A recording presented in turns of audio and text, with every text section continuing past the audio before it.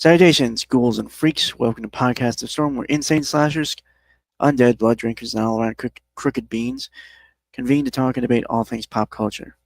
With me, as always, is my co-host, the Mage of Madness, aka the Authenticator, Dalton L. Mortimer. Good evening.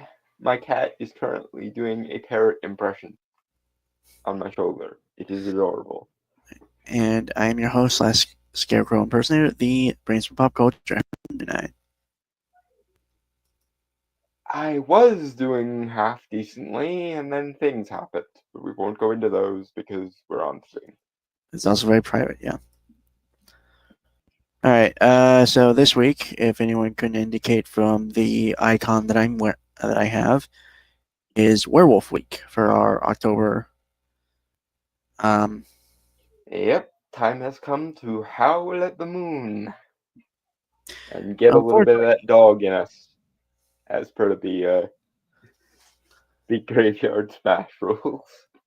right. Well, Hey, don't never use that slang again. I'm sorry. Just you using modern slang doesn't. It never was it sounds right. was it not contextually appropriate? No, I'm not saying that. I'm just saying like you. Whenever you use modern slang, it just sounds so wrong because you're rather eloquently spoke. So Fair enough. But I like to think I still have a soul, although said soul is being bought by Queen Mab at any given moment. But I do still have it technically. Anyway, moving on to the well, I aforesaid do. getting that dog in us. I just want to point this out to anyone who's interested from the icon that I have. It is a book called Namwolf by Rangel. No, Rangel, I think. No, Rangel, which is a comic book series by author Fabian Rangel Jr. about a soldier named Marty Spencer who is drafted into the Vietnam War and discovers he is a werewolf.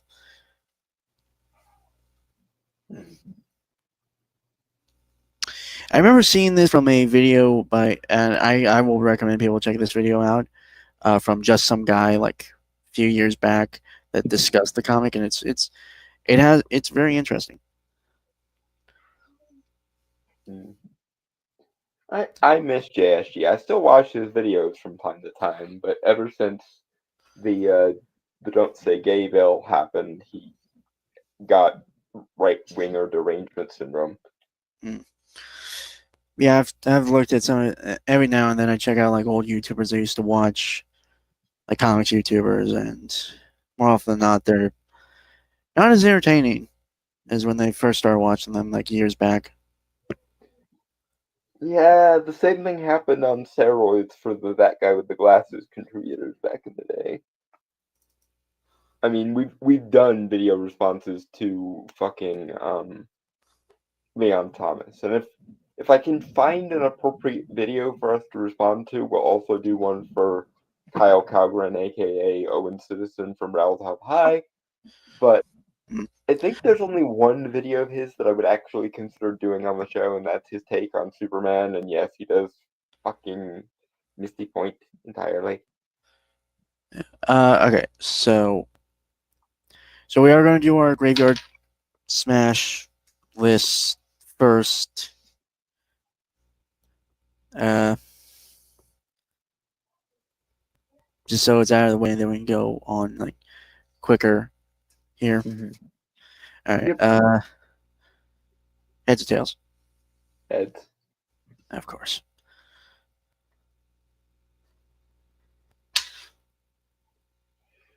Oh, lucky me. Mm-hmm. Okay. My number 5.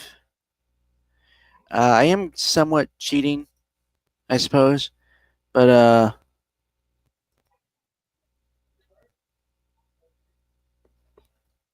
Rain Sinclair, aka Wolfsbane from New Mutants, X-Men, Marvel overall, I suppose. I mean, she's a werewolf themed character, and she does like classic Wolfman things, so I say it counts. Now, I want to be perfectly clear because she's at my number 5, as we are doing this in descending order. Mhm. No, ascending, right? Ascending order from 5 to 1, yes. Yeah. Reason why she's at 5 is because I am still getting into things regarding her, so I'm not as There are too many question marks. yes, thank you. Mhm. Um, Kind of in the same boat as my number 5 from last week, Victor Walker. right. To be fair, my initial idea is from like the New Mutants movie. Only I've seen clips of with Macy Williams playing the character, which I think she did rather well. To be fair, Mhm. honestly, that is one of those movies I really wish had more time and had someone who really knew what they were doing. Because you know what, I'm not going to talk about that right now. Mhm. But she's just very interesting, obviously, because like the New Mutants overall were like a fresh kind of thing when they were first created. Mhm. Um,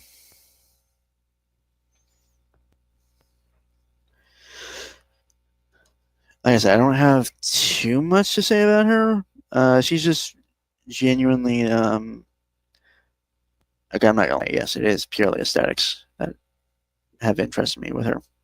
Shut the fuck up. You know what you did. I'm not saying anything, but you know what you did. Yeah, that's all I really gotta say. So Mhm. sorry, at work for another 2 hours and 20 minutes. Then I get home. I'll catch up afterwards. No, you're good, Drandro. You're good. Have a decent rest of your work tonight, D2. Yeah. We will see you in 2 hours and 20 minutes if we're still going, which we probably will be, realistically speaking. Yeah. Okay. Dalton's number 5. The main character from Teen Wolf 2, whose name I actually don't remember. Todd. Todd, yes. I like him a lot better than I do Michael J. Fox's character in the first one. Also, in the case of the first one, the the athleticism that gets amped by the wolf curse gets used on basketball, and unfortunately Michael J. Fox was not tall enough to make basketball player attractiveness work. Whereas in Teen Wolf 2 it's boxing, so heavily built boxing werewolf. Um, and again, the main reason he's my number 5 is just because kind of the inverse of last week's list. Last week's list, the problem was there weren't enough himbo vampires to make a list out of, really. But in the case of werewolf, because werewolves are usually like synonymous with animalistic physical strength, there are so many werewolf jock characters for me to pick from and get my himbo fix from. So it's not that there's anything particularly wrong with him. It's just that everyone else on the list did it better. Moving along to your number 4, sir. Yes. All right. Give me one sec. Okay.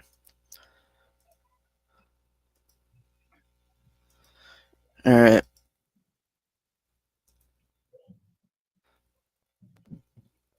Jordan Sands from The Boy Who Cried Werewolf. Mm. Um. So, well, for one thing, this was like early in Victoria's Justice's career. Because I Was this remember, before or after she got the main role in Victorious? I think it might have been before because she was on Zoe 101. Right, she was. I forgot that she was on there as well. Which is funny because all the like live action Nickelodeon sitcoms allegedly like take place in the same universe. That's been confirmed a few times. Which is funny because there's also an episode of iCarly where Carly is actually watching Drake and Josh, so that leaves me with several questions.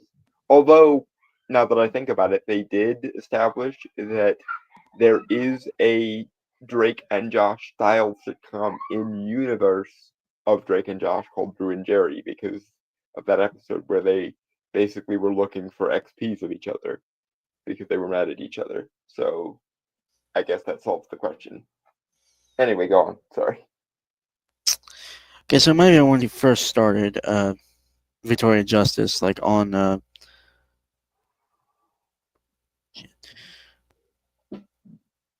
because Victoria started March 27th, 2010, and The Boy Who Cried Werewolf was released on October 22nd, 2010. Right, okay. So Victorious was slightly first by a Yeah. little bit. March to October, that's how many months? It's about 6 months. Because January to March is 3 months, and then October to January is another 3 months, so 6 months. Yeah. So yeah, 6 months. Well, first off, before she becomes a werewolf. Sorry, I'm a little tired. She's kind of a nerd, you know, ostracized, outcast, all that. Mm-hmm. Then through the journey of the movie, where she starts to get the more werewolfness, she becomes a lot more confident. She starts to find herself more.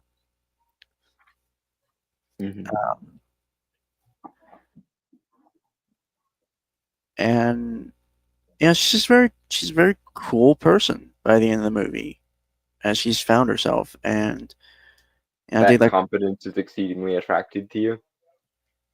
Also, it's just like it's a really good movie, and it's like one of the few. I can kind of see that this is for your generation what Halloween Town was for mine. Well, I'm in that weird dichotomy there. Yeah, you're. I can see what you're going with. Mm-hmm.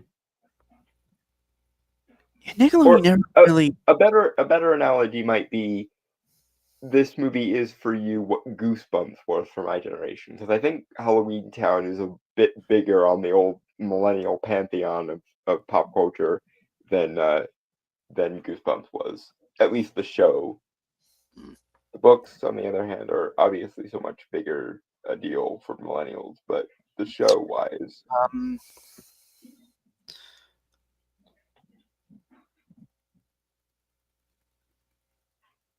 I got nothing really else to say, to be fair. So. My number 4. Yep, I'm gonna be honest. It's surprising that he's this low. Again, there are so many himbo werewolves, dude. And a shock to no one. Yep, the obvious one, Jacob Black from the Twilight Saga. Bella never deserved him, and werewolf fate imprinting bullshit aside, I don't think Renesmee does either. And in a world where wolves were even allowed to imprint on guys, and I happen to be the one that Jake imprinted on, I can already hear the "and they lived happily ever after" going in my head. In fact, I found a boy love / gay version of Jacob on Character AI, where the premise was that the person interacting with the AI was the one they imprinted on, and it was as adorable as you would expect. Also, in the book, Jacob is like 6'7", and I do like my big boys, so there's that too.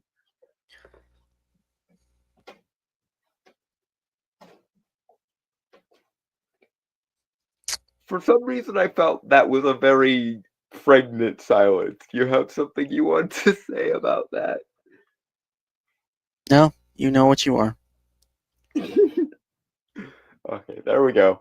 I knew it was lingering there. I just had to push a little bit. Anyway, yes, the obvious one, Jacob. Jacob is adorable and wonderful, and Bella and Renesmee do not deserve him. I would treat him better. Is the long and the short of that. All right. My number 3 then? Yep. Fox from Gargoyles. Presumably the episode where she has the Eye of Odin. Just her in general. I know she does become werewolf, so I feel like Yeah, no, it counts. The episode where she has the Eye of Odin. Okay, for those that don't know, and I'm assuming mostly DT, I don't know if he's watched Gargoyles or not. For those that don't know, in the Gargoyles universe, the Eye of Odin is a mystical artifact, and it essentially amplifies or brings to the surface whatever your true nature happens to be. And when David Xanatos gave Fox the Eye of Odin as his version of an engagement ring, essentially, it turned her into a fox werewolf. Because as it turns out, she's not called Fox for nothing, apparently. So yes, there is an episode where she does technically fit the werewolf mode. Although, speaking of werewolf equivalents, if you throw genetic engineering into the mix, another member of the group that she's a part of called the Pact is probably a better werewolf surrogate. But, que sera, sera. well, I just like her because she's very confident. Honestly, I get Mercy Grave like from DCAU vibes from her. Yeah, no, I don't think you're wrong there. Also, she's the daughter of Titania, so if you got with her, you'd be marrying into a royal fae bloodline. Plus her and I know this kind of breaks a rule of mine. I'm not trying to be a home wrecker, but her and David Thanatos were a good couple. Yeah, yeah. Honestly, I'm not sure. I'm not sure how flexible David Donatus is, but I think they'd probably be willing to do a threesome with you. Hmm. And if not, you could always ask Owen, aka Puck, to play silly buggers with them a bit. Anyway, yeah. Also, sexy femme fatale thing. That's always been a thing of mine. So shut the fuck up. I'm. Have you ever watched the movie The Ninth Gate? No. You need to watch it. Not only is it a badass movie, in fact, it might be. I'd go so far as to say it's like in my top 5 favorite movies of all time. There are several characters in there that fit your exotic femme fatale mode. The one I'm thinking of, or the one that I thought of first, is Liana de Saint Martin Telfer, and the second one is the character that's mostly just called the girl, I think, throughout the movie, or Green Eyes, because we don't actually learn her name. And I don't want to spoil what she actually is, because I want you to watch the movie, because it's one of my all-time favorite movies, and it's awesome. And I would go so far as to say it's Johnny Depp's best movie. He's the main character in it, and it's also from the era before he decided that every character he played had to have Jack Sparrow's accent, which is always nice. But yeah, watch The Ninth Gate. You'll get your femme fatale fix twice over. Although, Anyway, actually, no. Now that I think about it, there are 3 characters in that movie you would like. Dalton, One, sorry, number. Yeah, moving on. you're number 3. My number 3. Krell from, and I forget the channel name now. Chilled Monkey Audios. Yeah, chilled monkey audios. This picture is actually one that I made using an AI, because the image of him on the actual thumbnails for the audio series isn't very good, so I made one of my own. the premise of the audios in this particular case is you are a human who got a scholarship to a monster school, and he Oh, essentially Rosary Vampire. kind of eh. I'm making a joke. But I'm yeah, joking. but he becomes the overprotective wolf boy bodyguard, and he's also a jock with, of course, the superhuman abilities that go along with being a werewolf. The main reason he's lower than the other two in this particular list is he's only about 5'10", which if I have to be pedantic and split wolf hairs in this particular case, and I guess I do, I do prefer my guys a bit taller than that. Dalton, how tall are you? I'm 5'5". So everyone's taller than you. Yes, but I'm looking for my opposite, and therefore I would prefer someone at least a foot taller than me. At least. Mm.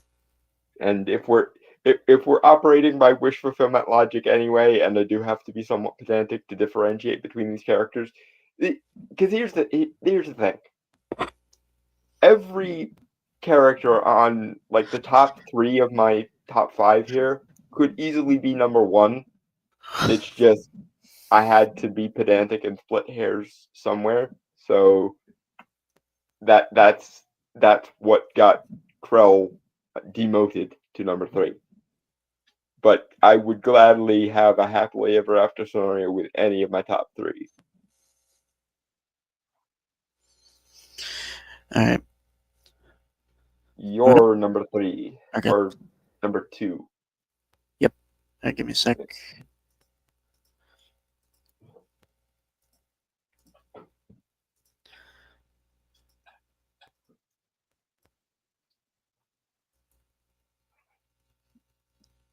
Right. Cersei Hood from Ever After High.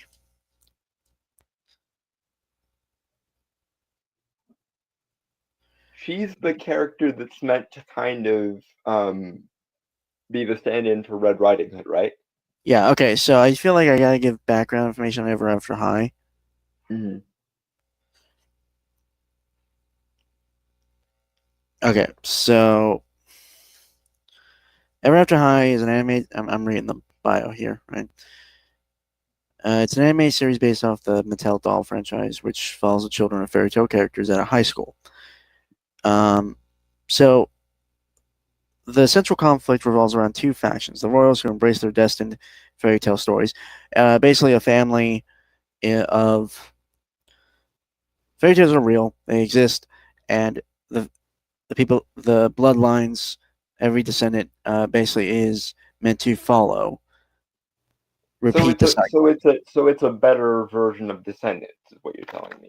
Yes, and yeah, you got the royals who embrace their destined fairy tales, and the rebels who want to write their own stories, live their own lives. Because they're descended from the villains, and therefore they don't want to get cast perpetually in the Well, no, villain it's not. role. It's not just the villain kids either. I mean, there are some, like the main character is Raven Queen, who is Who is daughter of the the evil queen's queen, daughter? Yeah. who's they're Katniss Snow White.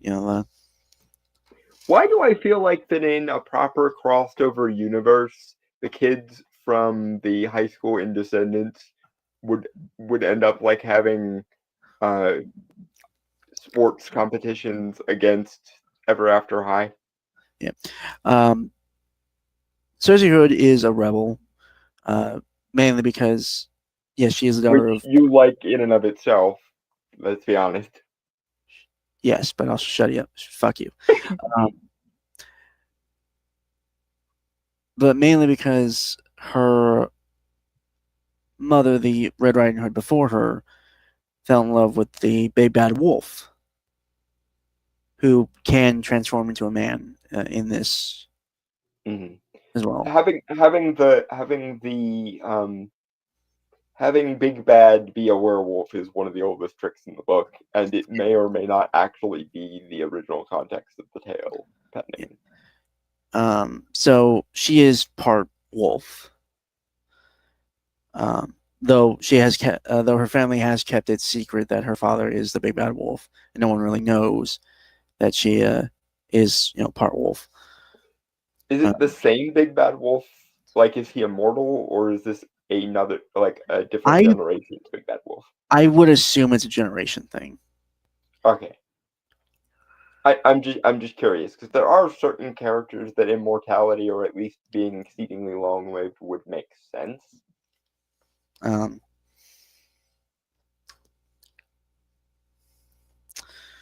but yeah, she's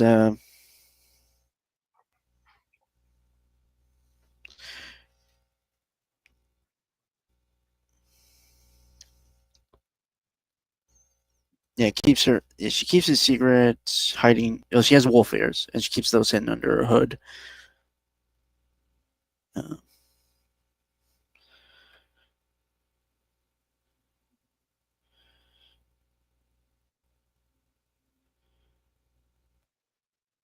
So you're telling me you've got a little bit of a furry thing going here.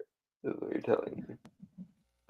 Shut the motherfucker. They're werewolves. In definition, we are both furries. Okay. Yeah, I'm not disputing it. I'm just emphasizing it because I'm your friend and I'm supposed to bust your balls on certain things like this. Right. But she's also very much like And me just in that because, she's very sorry, just because Dragon Turtle is going to be listening to this on the rewatch, I feel the need to make the obligatory Kitsune slash Dragonkin joke here because DT's thing is foxes and dragons, and we're still waiting on him to be able to find some combination of the two. So yes, hi from the past, DT. I did not forget your obligatory kinks either. right. She's like I said, she's very well. She is closed off or guarded about herself, which I can relate to. Um, she is a person who does deeply care about people. She's very protective of her friends and all that. So So much like you across the board there. yeah, And you definitely want to soothe her and protect her because she's a bit damaged. you don't have to call me out like that, but yeah, uh, I I wouldn't be doing my job as your friend if I didn't occasionally bust your balls on shit like this. Just like you wouldn't be doing your job as my friend if you didn't bust my balls on the very same grounds. yeah, fair enough. All right, you're number two. Let me give me a sec.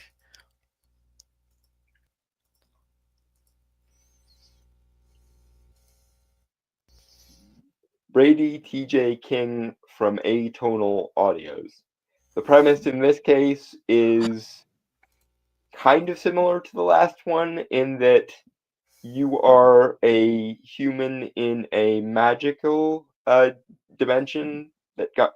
It's essentially one of those everything magical tries to hide in another dimension type stories, but because the listener in this particular case has traces of arcane magic, which is something that they thought died out eons ago, you end up getting sucked into this alternate dimension, going to a high school for supernatural creatures, and Brady is the star athlete werewolf who falls for you because that's how these stories go. And there's actually a pretty decent mythos to this one because they padded out the story and what the like arcane magic stuff means and everything. But the main thing that gives Brady an edge over Krell in this particular case is he is 6'6", and he's also a rugby player, whereas Krell, I believe, is a baseball player, and baseball players are just too skinny jock wise. Like they're not skinny. They're too skinny to be attractive, generally speaking. Whereas rugby players tend to be among the most heavily built motherfuckers, and him being 6'6" is not hurt either.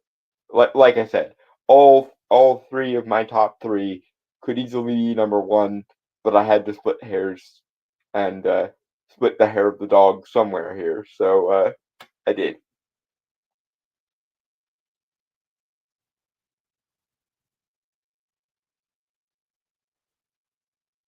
Anyway, your numero one, sir. And one sec.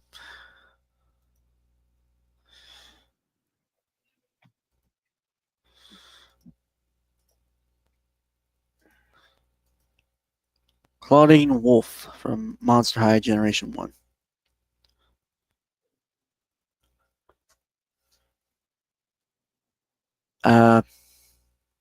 Well, first off, she's cool. I don't know why they turned her in like a geek nobody. Because they were trying, probably because they were trying to subvert expectations, and werewolf tomboy girl is almost as old as werewolf himbo jock stereotype, and some people can't leave well enough the fuck alone or understand that sometimes stereotypes and tropes are the way they are for a goddamn reason. So yeah, blame the usual subvert expectations attitude for that one, I'm guessing. But like you said, she's cool. She's a tomboy. She's very punk. Well, not punk, but she's cool. She's tough and badass, and doesn't take shit from no one. And very outspoken, very loud. Again, that's nice opposite for me, just because And you do love your tough girls almost as much as I love my adorable purer than driven snow himbos. Mm,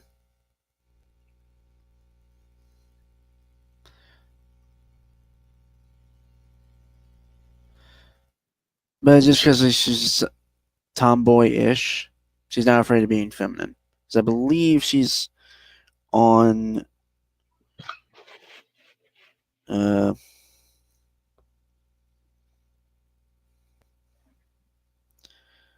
believe she's on their squad, or is it? Mm-hmm. Although I imagine werewolf agility helps out a lot with the whole cheer squad thing there.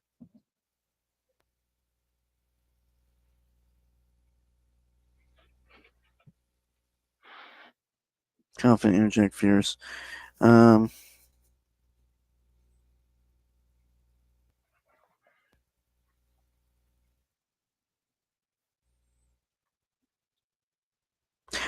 Okay, so she's not in cheer squad. She's in soccer, track, and field, and baseball.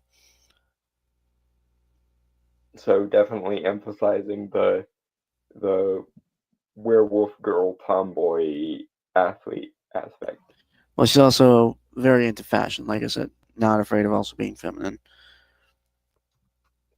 So you want her to get you a dog collar? Shut the fuck up. One thing, I think that's kind of offensive. Or an inside joke between the two of you. Anyway, yeah, that's basically it. Mm-hmm. And now my number one.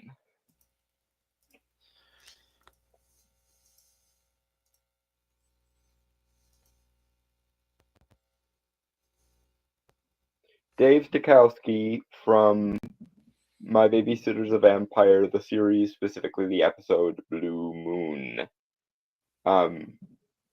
I mean, if a character was literally like designed in a lab to be my perfect match, that is Dave Stokowski. Like the opening scene has him giving the two nerdy main characters like aggressive headlock hugs to assert his dominance, and then insisting that they are best friends from now on. Got it. And if that happens to me, we would be married by the end of that school day. Because goddamn it. And to borrow from Benny, I believe, who is much more positive about this arrangement in the episode than Ethan. He's huge, he's popular, he's awesome, and to quote him, he is the captain of all the teams simultaneously.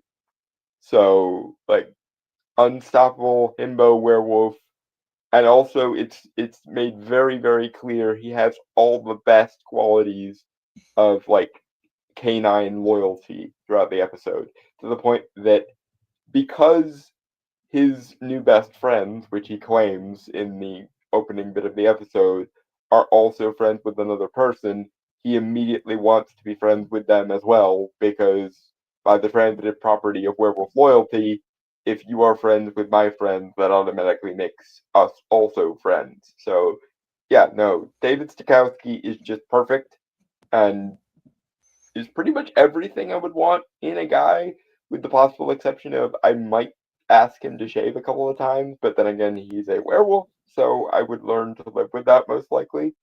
But yeah, he is definitely, of all the himbo jock characters who are also werewolves, and again, there are scores and scores and scores of them. Um, he is probably my favorite. Moving along. Alright, one sec.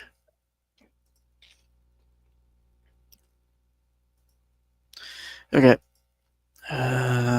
Just get the next thing up and loaded. Yes. Okay. Just so we can get out of the way, we are going to be pitching our versions of what we do with the Wolfman. Mm-hmm. Heads or tails? Heads, as always. Yeah, but okay, you can go first. Okay, so I think my version of this would be to take the werewolf kind of back to its, like, medieval and early modern roots and play up the, like, werewolfism or lycanthropy as a subcategory of witchcraft thing. I honestly think there might be something to do with because this is an actual historical thing that happened. What one time a person was accused of lycanthropy-based sorcery, and he got out of it, as in they dismissed the case outright because he claimed to be a member of a secret, like, Navy SEAL unit of divine werewolves called the Hounds of God, who went into the mouth of hell and beat up demons on God's behalf. And why in all the fucks has that not been a, like, Van Helsing or the Mummy style, like, Stephen Sommers action movie werewolf concept to begin with? Hey, Although my version would probably be a little bit more similar to Robert Eggers' The Witch than a Stephen Sommers movie, but it would still have that aspect, because I can't not bring up, like, actual historical references to witchcraft and lycanthropy, because, well, I'm me. It's one of those things that I do reflexively on the basis that I don't know how to do anything else. So my version of a werewolf story would be a cross between a Stephen Sommers action movie a la Hound of God mixed with something like Robert Eggers' The Witch, or is it Robert Eggers who did The Northman, or is that Ari? I always get them confused because they're so fucking similar. Ari Aster and Robert Eggers are very similar. I think it was Robert Eggers who did the Yeah, Northman. yeah. So Hold like, on. I can check real quick. yeah. Oh wow, the guy's 42.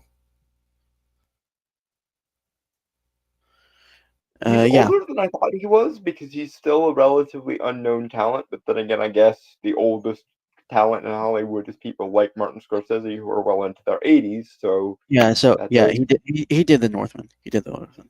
okay. So yeah, basically combine Robert Eggers' The Witch and Robert Eggers' The Northman, with a dash of Green Knight thrown in, and then combine like the best elements of a Stephen Sommers supernatural horror action movie thing, like the Brendan Fraser Mummy or the Hugh Jackman Van Helsing. Combine those things together, and you have my favorite werewolf movie.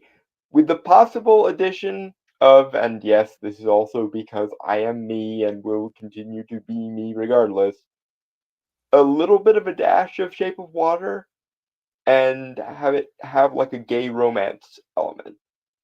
Um, something you could go there is like take the like brothers in arms thing from the Northman and like Berserker thing from the Northman, and add a little bit of sexual tension between two comrade Hounds of God. Because again, I want to use the Hounds of God as like the main basis for this, because fuck, that is such an awesome concept and no one uses it. And yes, we are planning on using it elsewhere. Um, and I think I've already told DT about this, but more use of Hounds of God as a concept needs to be made in general. So fucking get on it, Hollywood.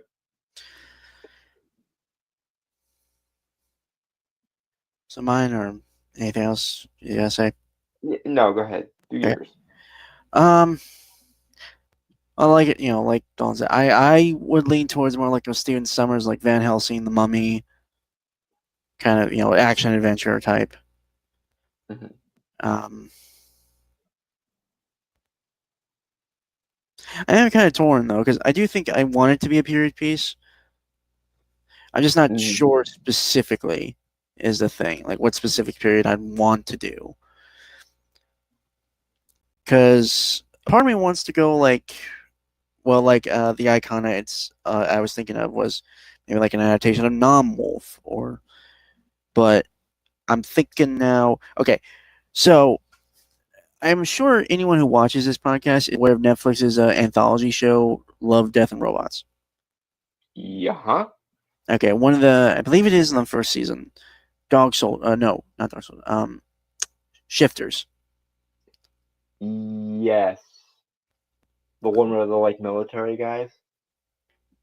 Yeah, it's basically like werewolves in the Iraq Afghanistan war. Yeah, no, that'd be a really cool rendition of it. To be fair, I think putting supernatural monsters in like a wartime setting is super interesting. Yeah, and it's far from the first time it's been done. Hell, there are movies that did it like contemporarily during like the 20s and 30s and 40s and shit. So like, yeah. But also by the way, I want to emphasize on both of our behalfs. Dear Universal, when you're trying to create your monsterverse, please feel free to use these ideas for the love of all that is holy. Either of our ideas would be a good starting place to go with. I think they actually mentioned the Hound of God in Penny Dreadful. I believe they do, yes. And that still doesn't mean that therefore you can't use it, because my god, that there is so much potential in that concept and the many different ways you could use it. Someone please, for the love of God, use it. For the literal love of literal God, use the Hound of God concept.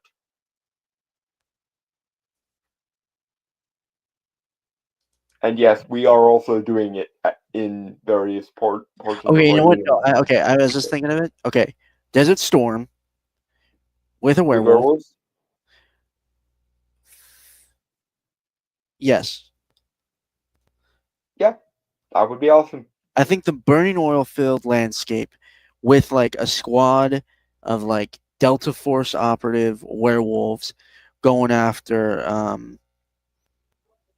what was Saddam Hussein's forces. Maybe they have one or two werewolves, like older werewolves, more skilled and stuff. You know what else would be cool? You could do the like tragic conflicted protagonist thing, but because it's Desert Storm and obviously, the Muslim world is gonna be where you get your villains here, what if these guys were turned to werewolves or cursed into werewolves by jinn? Because, Islamic villain. That could work. And so you'd have them have the, like, conflicted, I have these, like, bestial desires and this curse that was inflicted upon me by a jinn. But as the movie slowly goes along, they realize that kind of like the end of the first Ghost Rider movie, where for most of the movie, Johnny is conflicted about being the writer, and then he realizes, wait, fuck, I can use this against the people who gave it to me. Yeah. Something along those lines. Yeah. And yes, this is the kind of thing we do all the time. Brainstorming will come out with a concept, and then my brain will just go, "What if we combined this, this, and this because in-universe logic?" And then boom, concept. I mean, the next thing. We will also discuss an element of this after the show because I have an idea, but we will do it after the show. Yeah, I'm just getting the other thing ready.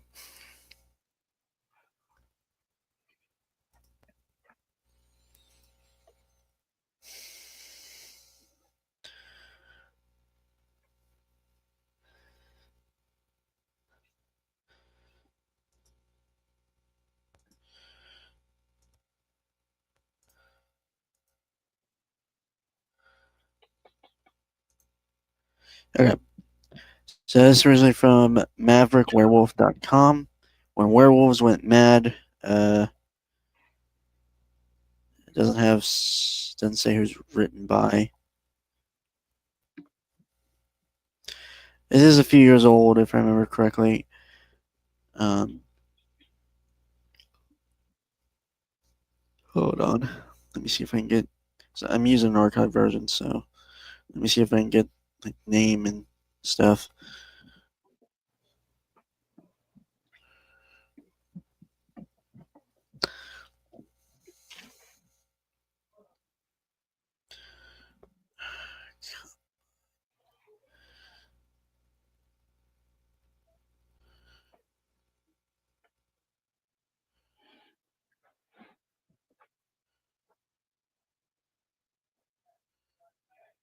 Okay.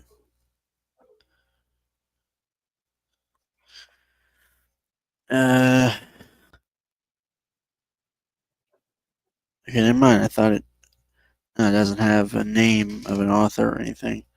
It's weird. Yeah, that is weird.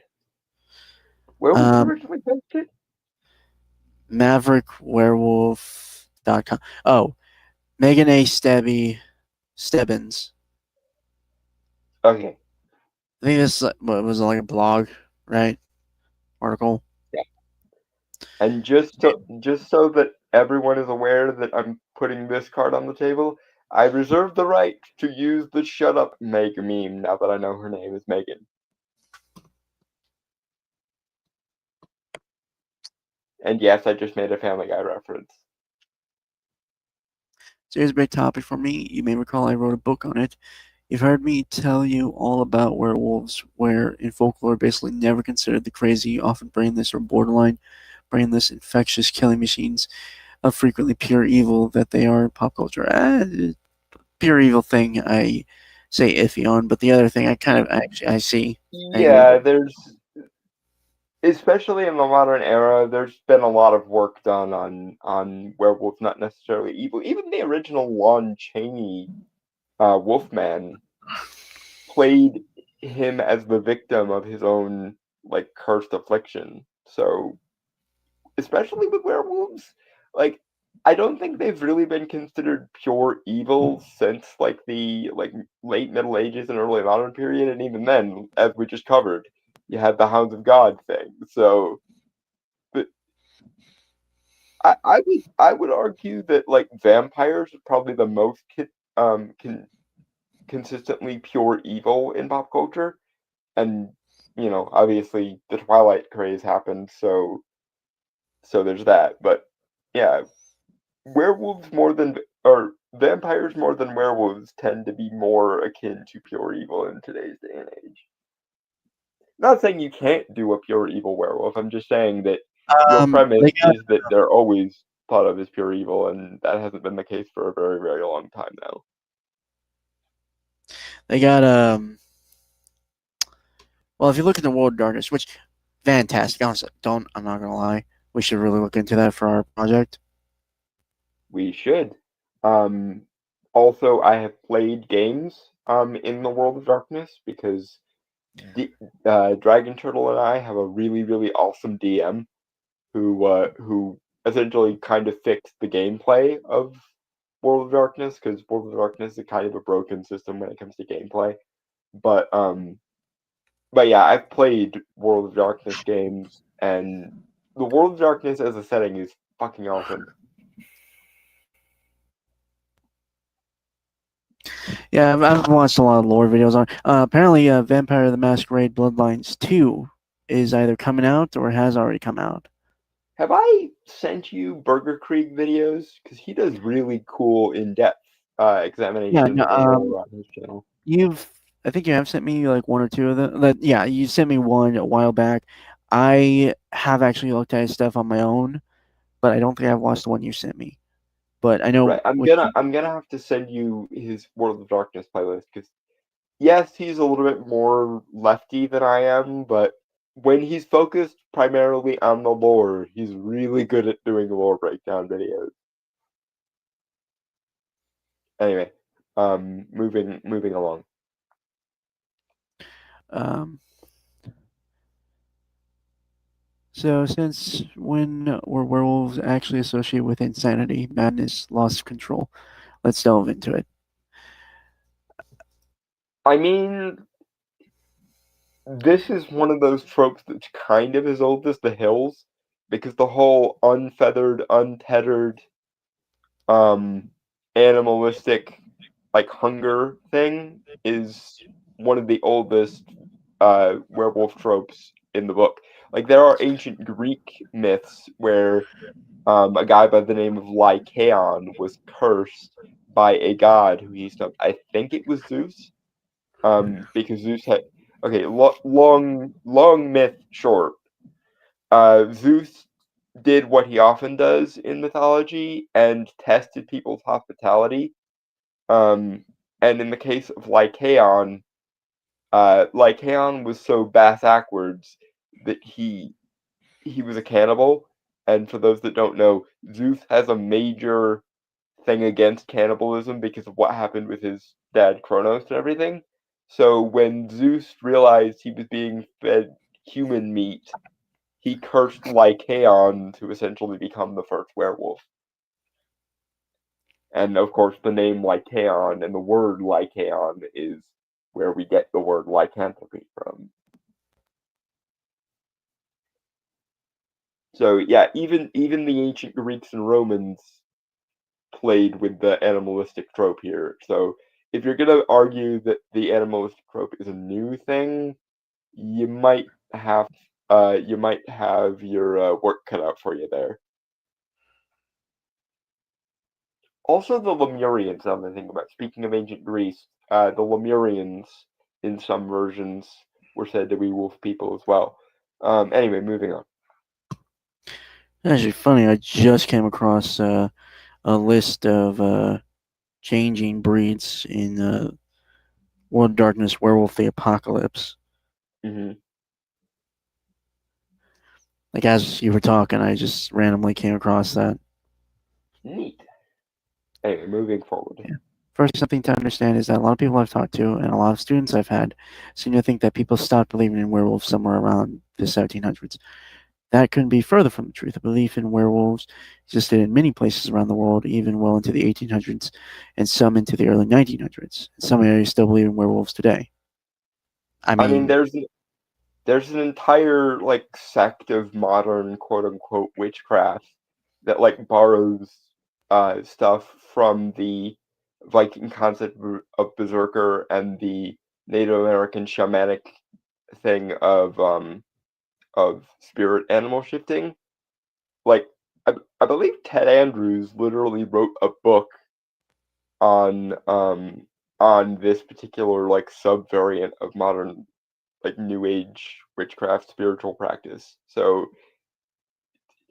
I mean, a lot of people like to ignore that occultists and magical practitioners exist, but hi, we exist, and at least I know at least Ted Andrews did a book on totem animals and animal magic, which included spiritual animal astral shifting and shit. So if you're actually looking for a state where no one believes in werewolves, then you are going to be sorely mistaken, because I mean, again, people like to either call all magical practitioners idiots and fuck you, or like to assume that they don't exist, or like to assume that the only people who would pursue that as a spiritual path are crazy people. But no, fuck you on all counts. We're still very much experiencing like animistic and animalistic witchcraft and or like shamanic spiritual practice. So there's that. Anyway, moving on. Also, I mean, again, if you're to believe like World of Darkness, which is basically our contemporary world with the undercurrent of supernatural uh, intertwined with it.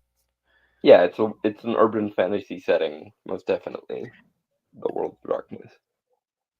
I mean, to be fair, given how it does often like legitimately make sure there's a believability of how the supernatural is hidden in mundane.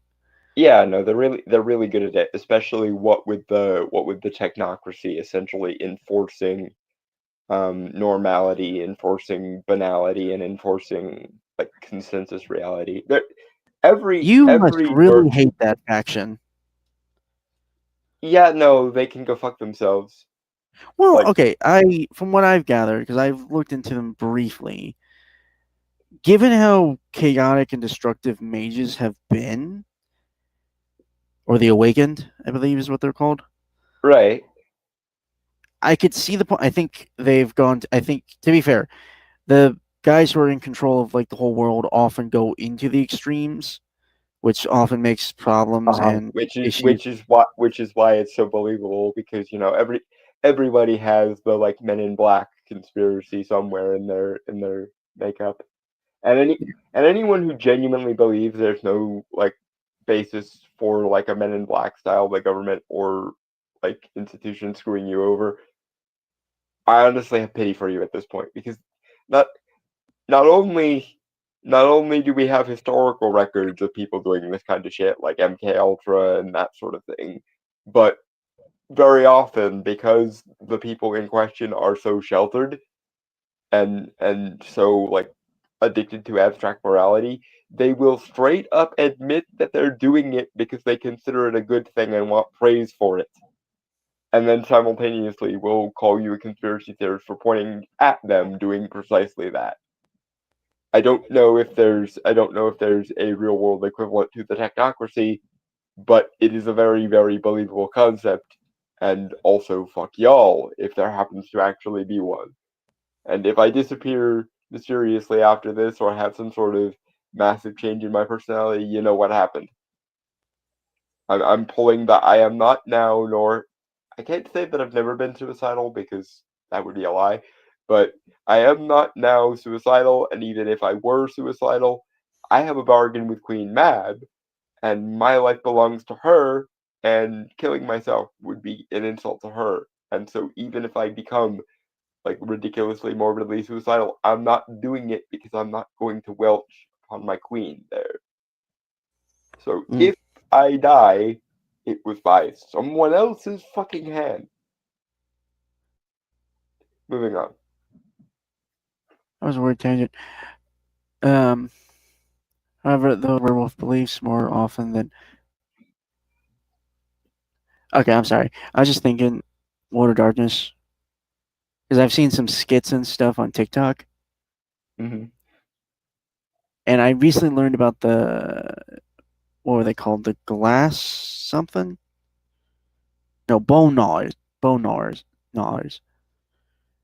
The guru. Right. It's been a while since I I looked into Well, werewolves.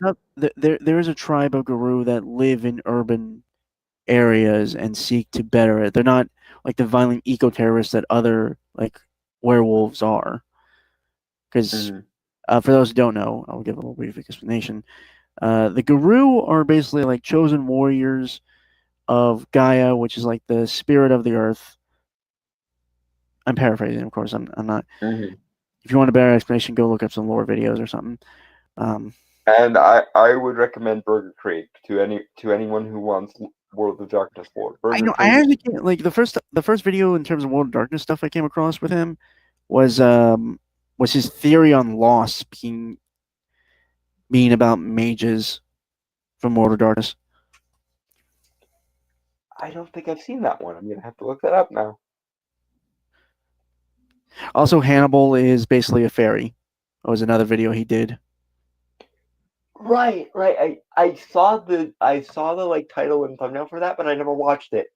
But god damn it, that Makes sense. as someone who is both a proud servant of Queen Mab and a massive Hannibal Lecter fanboy, I kind of love that concept. I don't know what Burger Krieg's take on it is, and I know we don't always see eye to eye because again, he's very much sort of on the like Antifa style left in a lot of ways. But being that as it may, he usually doesn't bring it up too hard when he's covering other shit, and credit to him for doing that.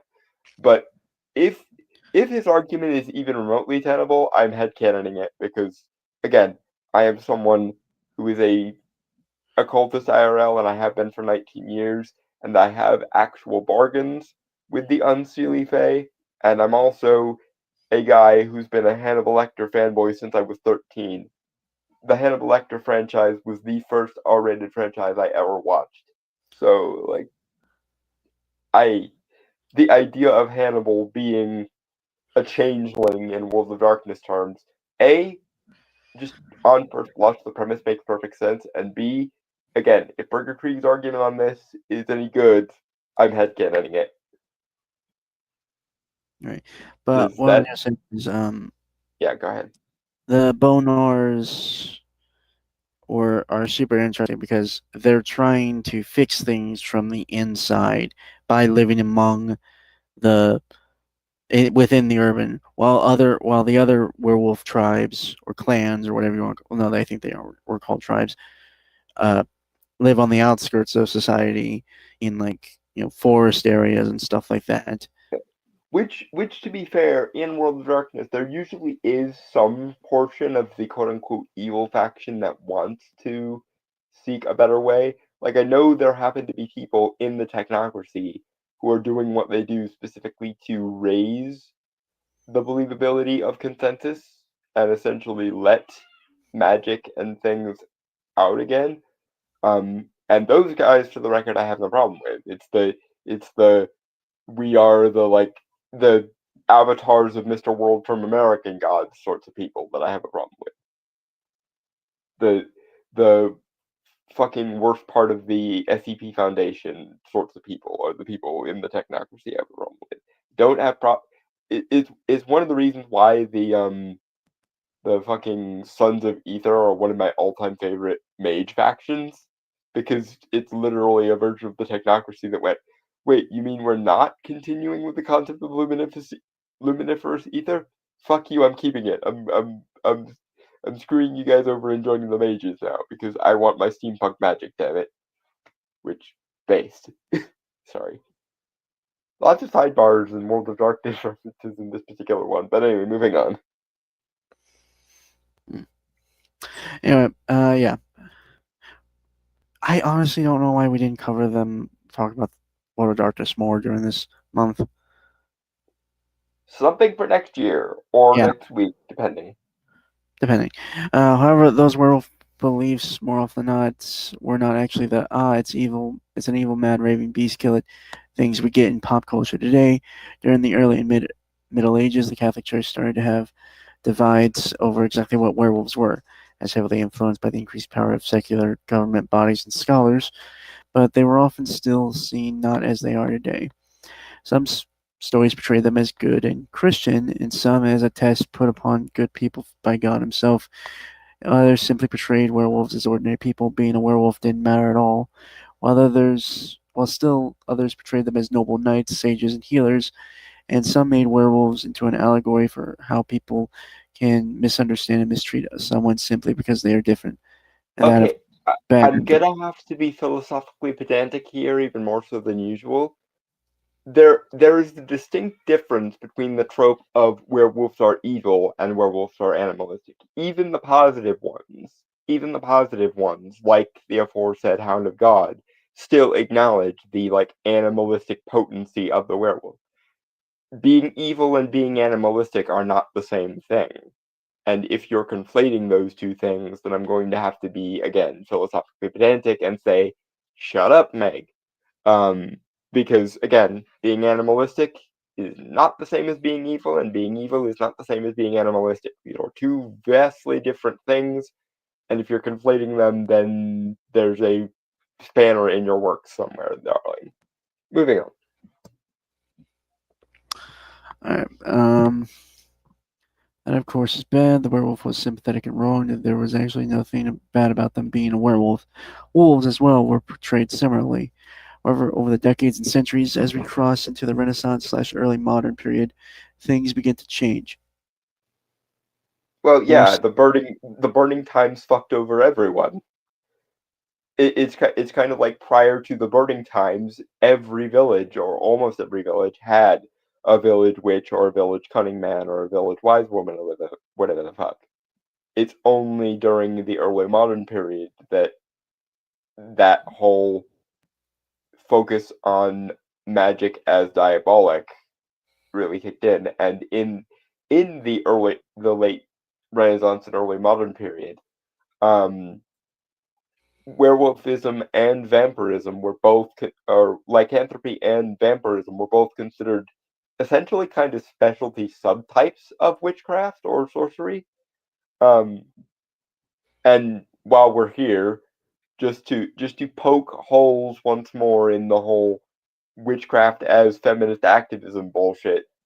Um, if you actually factor the lycanthropy accusations and the vampirism accusations, um, back into the witchcraft statistics, the gender ratio flips again.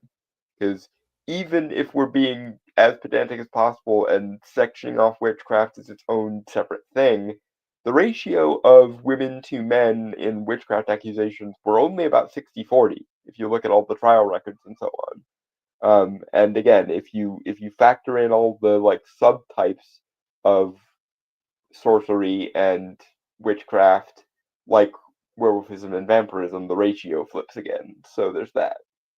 Moving on, though. Alright, how was I? Okay. More secular influence pushed the church to declaring that werewolves were malevolent creatures aligned with the devil. They decided that werewolves could never be morally acceptable, and were essentially tarred with the same brush, in no small part because of the desire to push the need to kill the evil wolves that roam the land brought on by government expansion. Although even at the height of the early modern Burning Times witch trial period, Yep. there was the Hound of God thing. So even then, even at the height of the moralistic hysteria that was the Burning Times, a guy literally got off the hook by saying, "No, I'm a part of a secret um Navy SEAL team of werewolves that work for God." So shit happens. Moving on, though. Oh wait, Brainstormer said he'd be right back. So yeah, yeah. So even during the height of, okay, there we go. Even during the height of the Burning Times hysteria, there was still the Hound of God thing that happened. So it's it's not quite as black and white as most things tend to be when you actually look at them in detail. There are many things about them that look simple that end up being complicated, and many things about them that look complicated that are actually somewhat simple. Moving on. All right. All across Europe, and perhaps particularly in France, governments became more powerful. People were put on trial under accusations of witchcraft and werewolfery, which were not always, and in fact rarely were, the same thing. Uh, werewolves I became seen mean, as, hold on, it. became seen as evil during this time period when wolves were put to slaughter. I mean, it's again slightly more accurate to say that both werewolfism and vampirism were considered sort of specialty subtypes of witchcraft by the religious and secular authorities of the Burning Times. Um, um, it's not that werewolfism was separate from witchcraft. It's sort of that werewolfism and vampirism were both considered sort of specialized subvariants of witchcraft. Moving on, though.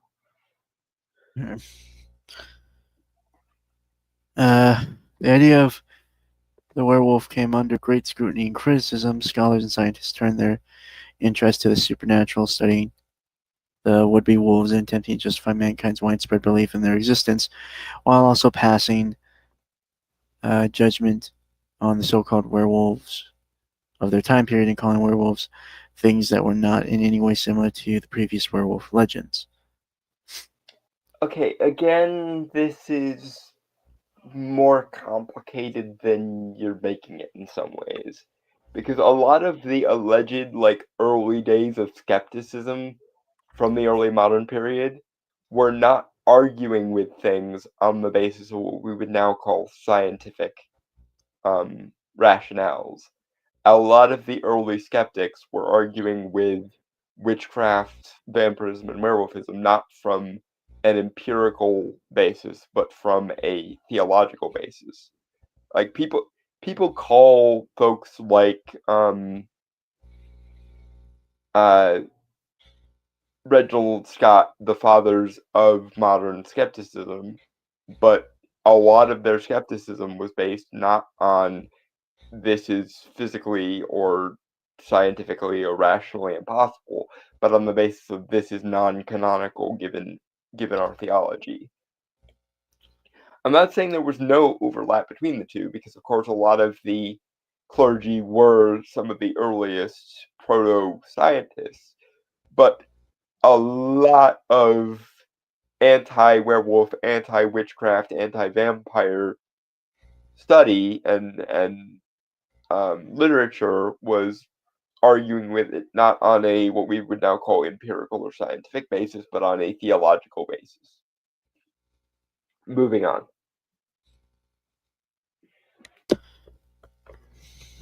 Uh,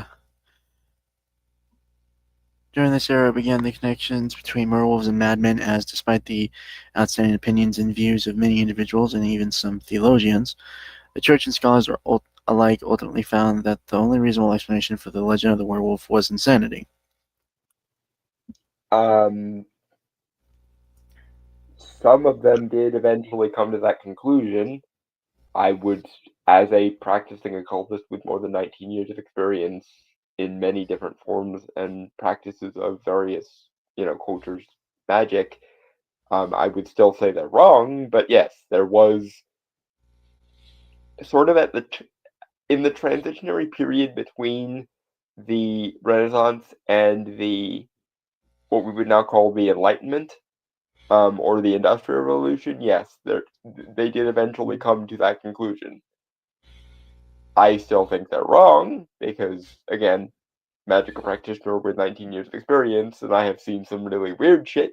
But being that as it may, yes, some of the people who were accused of various things, be it witchcraft, be it vampirism, or be it lycanthropy, were likely just insane people or people who were stoned off their ass on drugs. This is where the famous, flying ointment trope came in. A lot of a lot of the a lot of the surviving cunning people of the Burning Times period were unintentionally dosing themselves with hallucinogenic substances like nightshade and Hellbore and Henbane and Belladonna and those sorts of things, which did sometimes create hallucinogenic or psychotropic effects. So yes, much like the latter-day Renaissance and early Enlightenment period said the same thing about witches, they also said the same thing about werewolves and vampires, although eventually both werewolves and vampires were thought to be somewhat tied into a rare genetic disorder known as porphyria, which made someone allergic to vitamin D and made them, as a result, avoid the sun. And it would either make you look very emaciated, hence implying the vampire, or it would cause your body to cover itself with hair so as to avoid direct sunlight, which led to something analogous to like the Wolfman style werewolf trope. Moving on though. Alright. Hold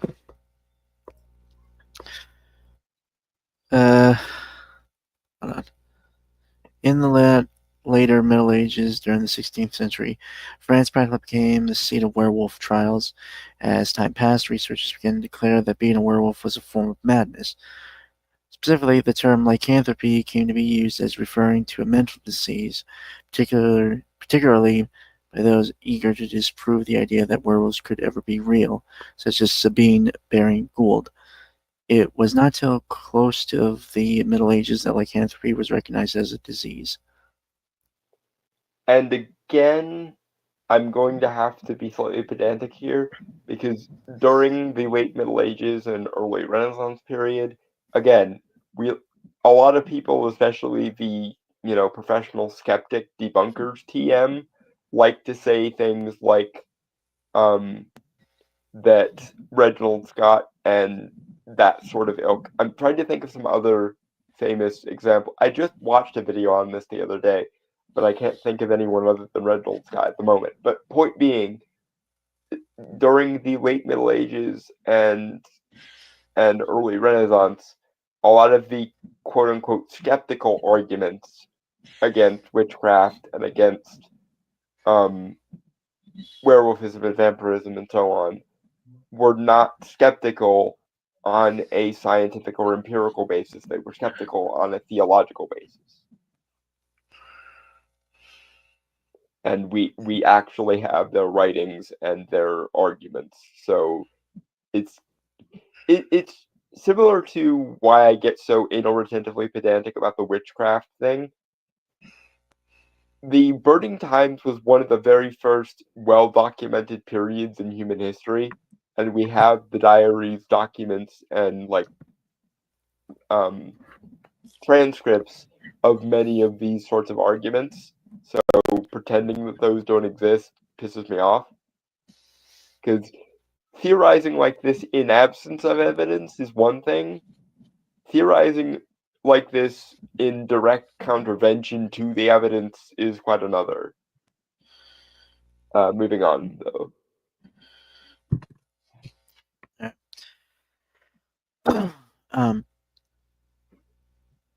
The word recognize, this is not a person who wants to say that werewolves were never real per se, or that these legends were stories with metaphor and myth.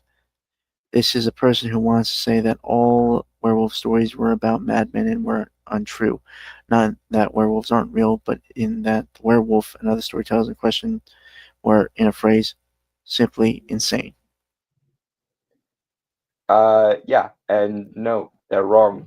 They're very obviously wrong because we still have shamanic people with shamanic backgrounds still practicing something equivalent to like spirit or totem shifting. Now, the aforementioned skeptic debunkers are going to say that anyone who believes in magic or shamanism or animism is by definition insane, but no, fuck you. You can at the most say that they're wrong, but you can't argue that everyone who disagrees with you is insane without making yourself a twat.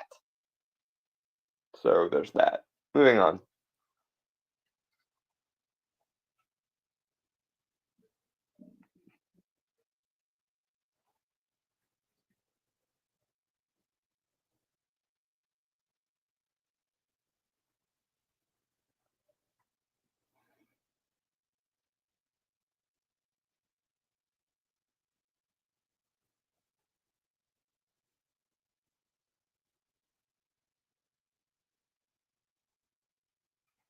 Did we lose Brainstormer? Or did he just step away for a second?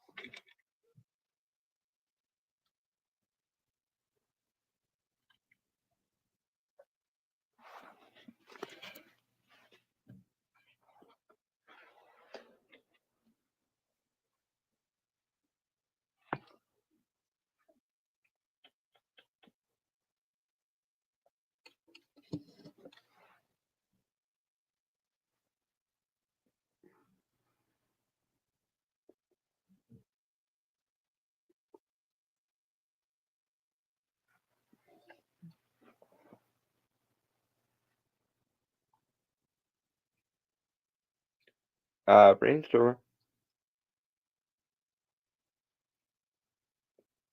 I am assuming that either he went to get something or something related to the things that we're not discussing because they're private happened. We shall see.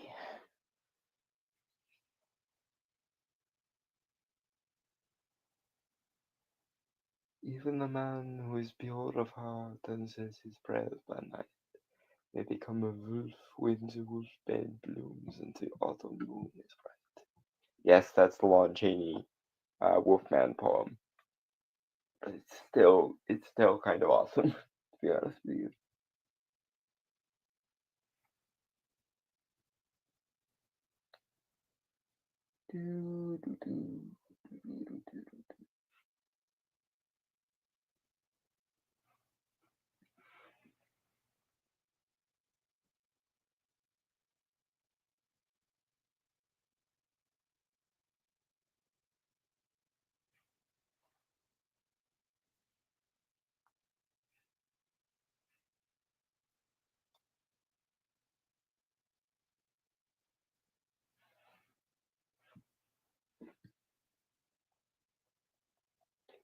I'm not really sure how to fill the dead air on this one, folks, because if Brainstormer got called away for dealing with personal shit, he may not be back for a while.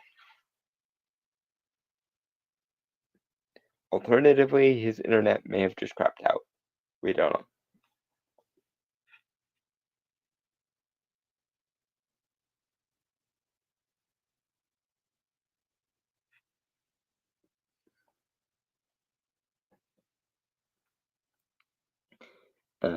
There's nothing new from DT or anyone else in the comments, so while we're waiting, I don't know how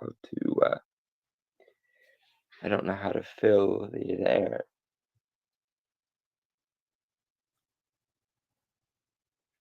Because I would sing, but I don't know that many songs like I used to.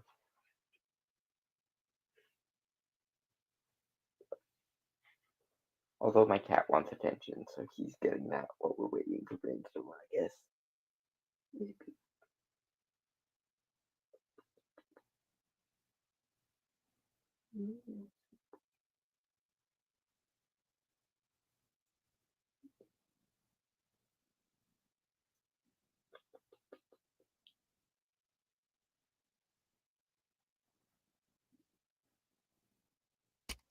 Sorry, I had to step away for a second. Yep, I figured.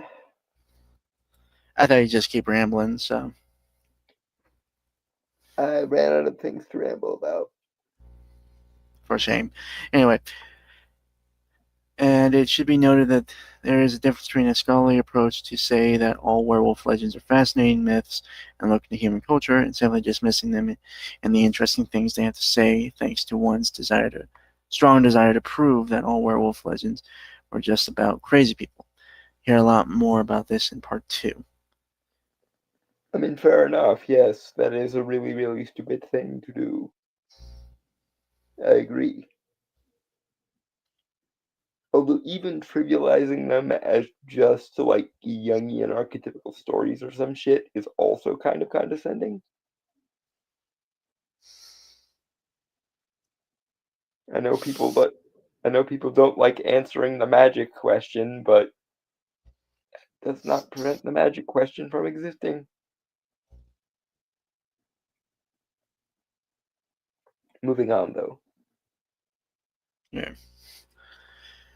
However, the church did not want to punish these madmen. It took pity on them, as Barngold says in his recount of one werewolf, Jean Grenier's trial, that lycanthropy is mere hallucination, and that the change of shape existed only in the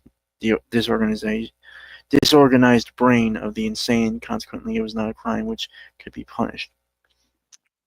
Yeah, they did the same thing with witchcraft. It's still a bullshit argument, even though it is a more merciful bullshit argument. And obviously, it's better that people be thought crazy than for people to be tortured. But I happen to be of the opinion that we should do neither of these two things. We shouldn't trivialize them and treat them like they're insane, nor should we be torturing them.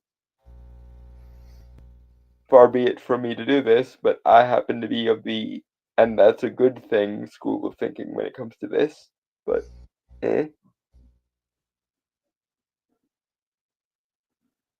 moving on though. Sorry if I'm distracted. I'm giving my kitten a little bit of attention. He decided he wanted to be a lap cat, so I am rewarding this with cuddles.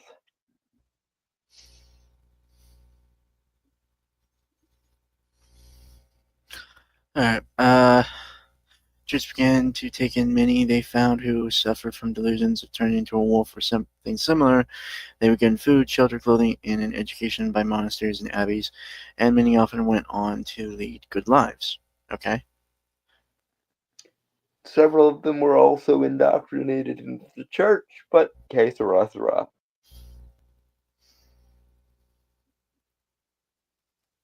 Moving on.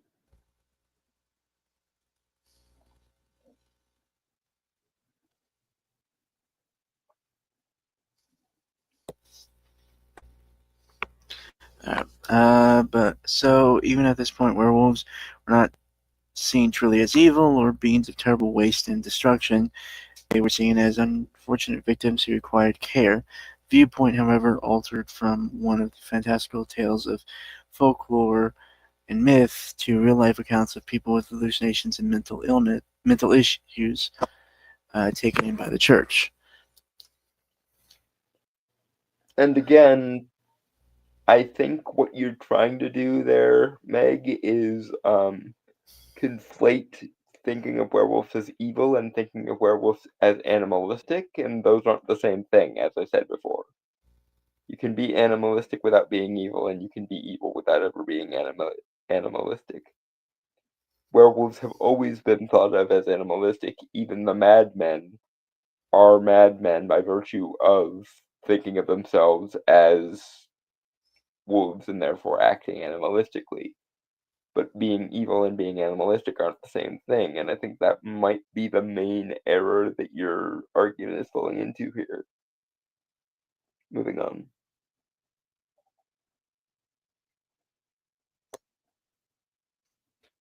Alright, were there exceptions? Yes, but most of these came later, even over the relatively small period of time when many werewolf legends became werewolf court trials instead. There was time enough during the Renaissance/early modern period for the viewpoint of these madmen to shift from lost soul with mental illness to killer madman. They did. In particular, there was a famous case referred to as the Beast of Jebudon, which more secular people think was probably a trained wild animal, trained by an early serial killer. I don't know what I think in the case of the Beast of Jebudon, because the jury is still very much out. That is definitely a possibility, but there are other possibilities, so I don't know. But yes, people did go from mad men require pity and sympathy to mad men are often dangerous. Not that these two things are mutually exclusive, mind you, but I don't see this as an absence of lycanthropes being animalistic. You're trying to frame people didn't always think werewolves were evil as people didn't always think werewolves were animalistic, and those are two very different statements. Werewolves have always been animalistic. The question is and was, is that animalisticness a bad thing or a good thing, or neither, or both? Moving on. Another important element of how werewolves came to be seen as manifestations of insanity stems from not just the Catholic Church, which so often shoulders the sole blame. The Church was extremely divided in terms of werewolf legends, and in fact often portrayed werewolves as good, especially in the Middle Ages, such as the werewolves of Ossory, though they definitely transitioned into portraying them as evil and satanic in later years, and they had enormous influence on the all-evil werewolves we get today. On that later. Again, the burning times is your culprit there. Many things that were just seen as normal back in the day, or at least something that was acceptable to exist on the periphery, were framed as evil during the burning times, partially due to actually the emergence of the Protestant Reformation, because both the Catholics and the Protestants assumed that the Protestant Reformation was a sign of the end times, and therefore the devil was getting desperate, and therefore would begin to infiltrate various forms of sorcery so as to create his demonic army for the approaching end times. They were, of course, fortunately wrong about the Protestant Reformation essentially being a sign of the end times and the devil getting desperate and all that shit. But that was the main original impetus for transitioning from werewolves, witches, and werewolves, witches, cunning men, and so on are a thing that the church doesn't necessarily approve of, but also not necessarily evil, to everyone who doesn't think like us must be a demon because reasons. That's the burning times in a nutshell for you. Alright, another. Okay, hold on. So, what's this other important note? Scientific curiosity. People attempt to find rational and scientific reasons for a belief in werewolves' warped perceptions of the folk tales and old myths, telling the religious courts that werewolves are a product of insanity rather than myth and metaphor or religious miracles. Again, I don't think these are mutually exclusive, and again, that's mostly the aftermath of the burning times that you're blaming there. Moving on, though. This does, of course, go hand in hand with a lot of other cases where belief in anything supernatural was rationally explained to be some kind of insanity or disease, but werewolves seem to get it badly enough that now, pop culture, these portrayals of them are almost inescapable. Again, werewolves.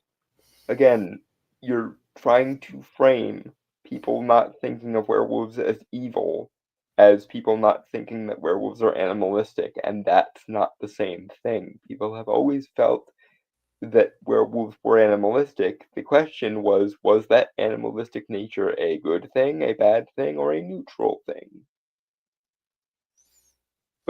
just because they weren't thought of as evil doesn't mean they weren't thought of as animalistic. Evil and animalistic aren't the same thing, and if you differentiate them and declutter your conception here, you'll realize that werewolves have pretty much always been viewed as animalistic. The question is, what type of animalistic qualities did these werewolves have, and were these things positive, negative, or neutral?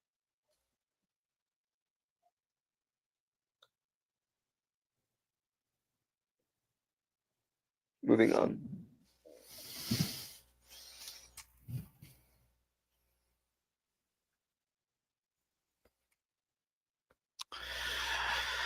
Okay, well, this does, of course, go hand in hand with a lot of other cases where in belief anything supernatural is rationally explained to be some kind of insanity You or already read that? No, I didn't. Yeah, you did. No, I didn't. Well, then the article is repeating itself because you just read something similar to that.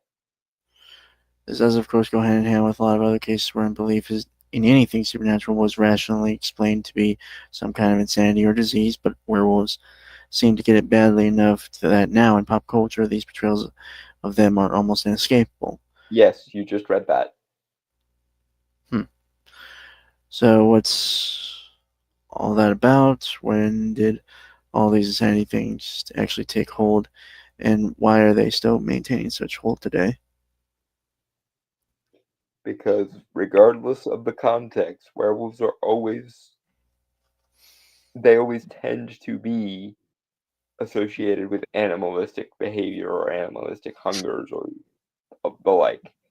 The only difference is during most of the Middle Ages, they thought this was either a positive or neutral thing, or a thing that could sometimes be evil but wasn't necessarily evil. But during the Burning Times, along with everything else, it got demonized because we think the apocalypse is nigh and therefore the devil is becoming impatient and shit. Um, but yeah, there is virtually no culture where something analogous to a werewolf exists that they don't emphasize the animalistic hunger of. The only question is whether this is positive, negative, neutral, or dependent on circumstance. Moving on. Um,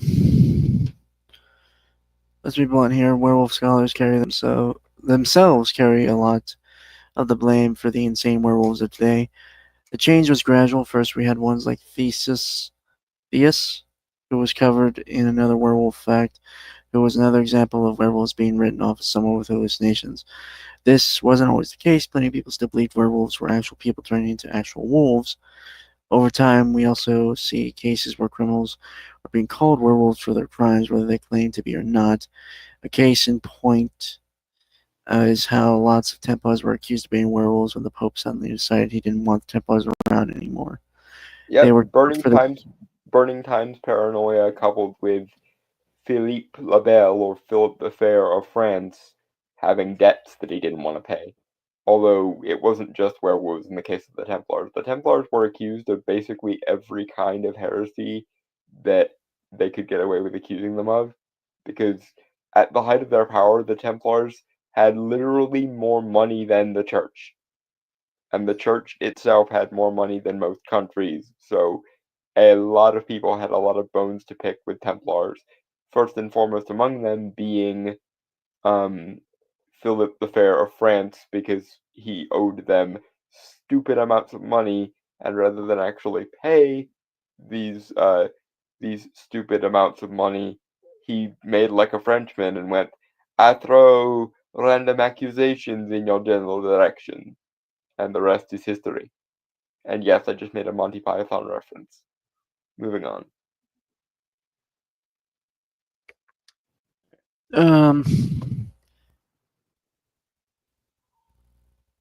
they were killed for this crime, which is another example too of how not all places, religions, or governments stopped believing in werewolves. It varied wildly. Most likely, the single biggest influence of how the modern concept of the insane werewolf came to be so popular today, though, were scholars, namely scholars, were still using werewolf studies today. Why? Because werewolf scholars went back and like is the case for so many legends, so many creatures, threw a very wide net in search of werewolf legends. They branded assorted Mad Men trials as werewolf trials, even though they really had nothing to do with werewolves at all. They did. So, This is a flaw of the secularization and psychologization of everything that they could get their hands on. But to be fair, you're also very much guilty of that same issue and blind spot here so far.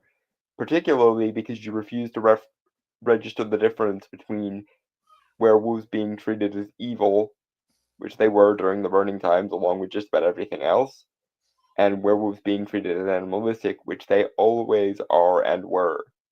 Also, you appear to be refusing to register the difference between insanity and animalistic behavior, which also are not the same thing.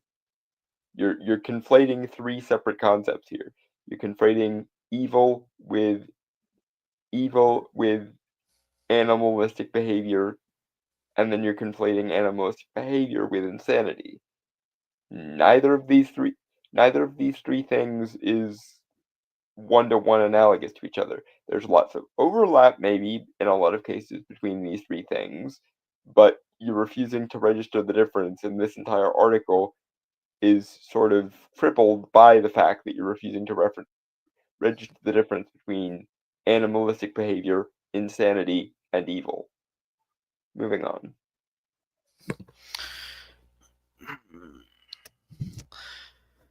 so what did writers turn to when they started writing about werewolves? All the latest articles, books, and research. What did they find? What did Kurt Siodmak find when he started reading anything about werewolves? He found scholars talking about madmen. What did he do? He made a madman werewolf. A werewolf who turns into a crazy monster and who spreads a disease. Uh, we also have the concept of people, secular and religious, studying werewolf legends through the lens of reality. At this point in time, in the 1800s and early mid 1900s, we have two sides pulling in opposite directions, with Sabine Baring-Gould and Montague Summers heading the charges. I was wondering when Monty would show up. Montague Summers is a guy who published a lot during the 19th century, and he was a like Seven Shades to the Wind Christian fundamentalist, and so a lot of the early like modern literature on werewolves, vampires, witches, and everything is eventually cycles back to Montague Summers being paranoid, because Montague Summers was a crazy fucker, even by the standards of his day. But yeah, I was wondering when Monty would show up, honestly, because all roads of the church being paranoid about the supernatural will eventually lead to Montague Summers. Moving on.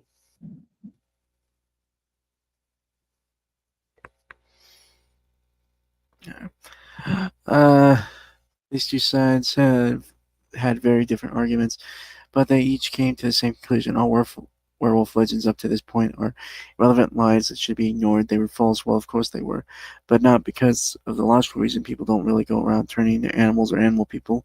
So then why?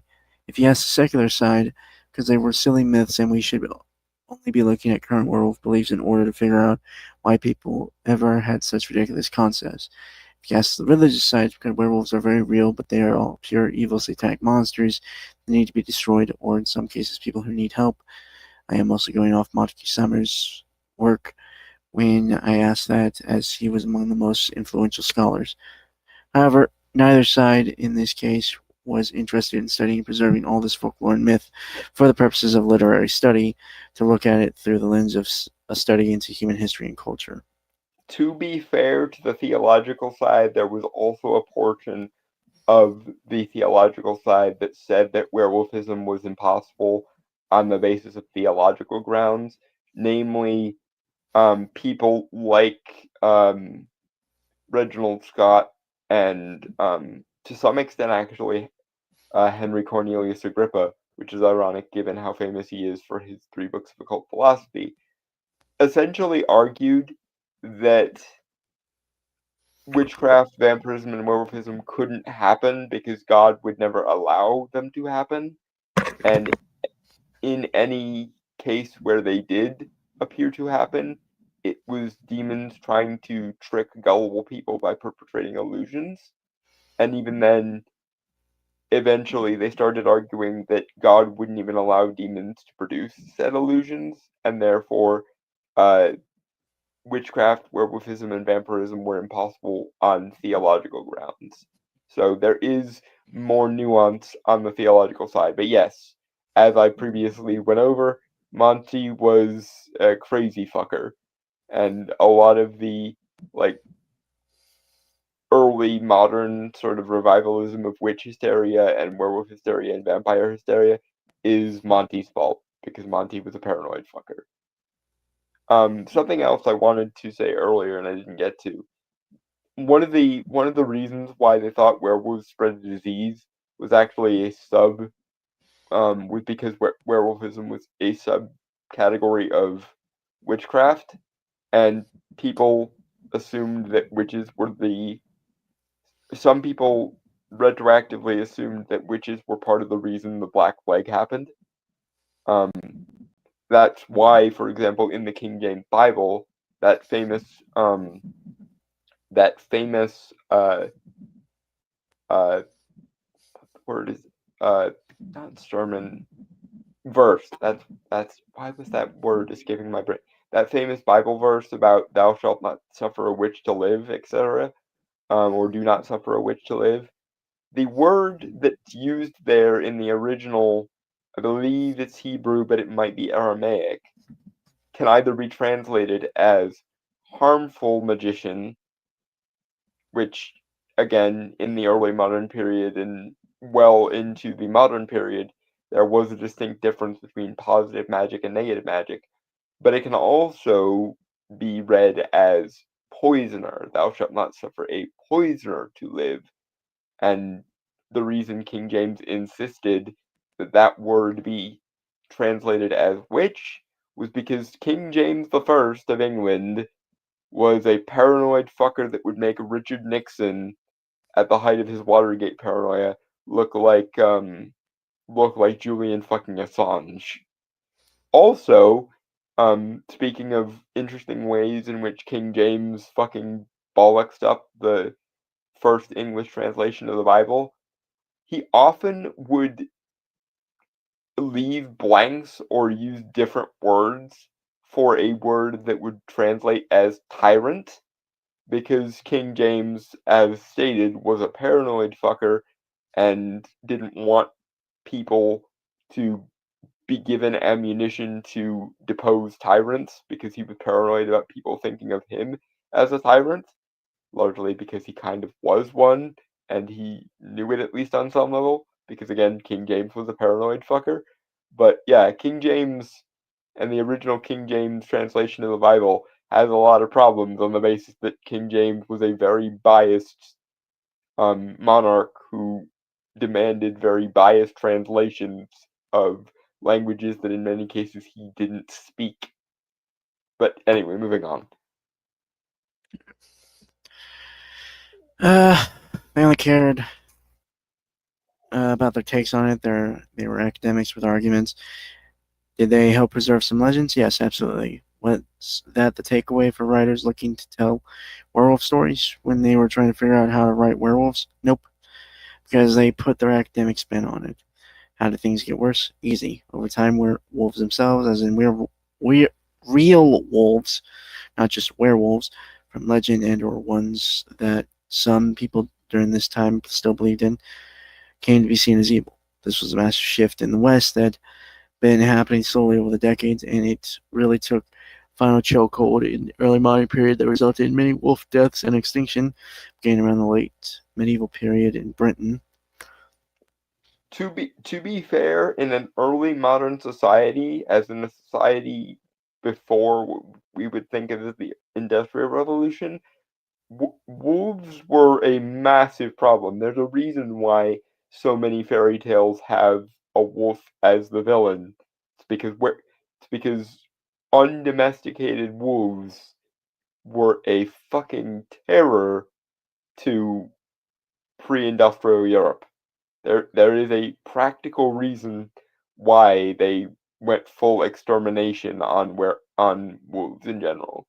It's also one of the reasons why werewolves were considered so dangerous, because to a European, i.e., a person who generally hadn't had exposure to lions or tigers or any other large predator, the wolf was basically the quintessential apex predator for most of Europe for most of history.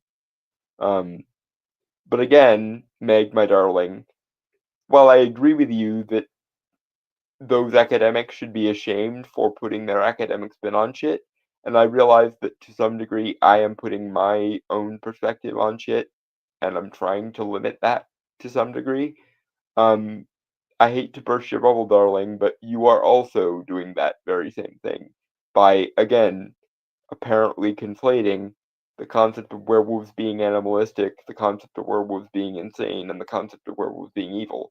Those are three very separate things that have very separate histories. Werewolves have always been considered to be animalistic, they just haven't always been considered to be insane or evil as a result of that animalistic behavior. Moving along.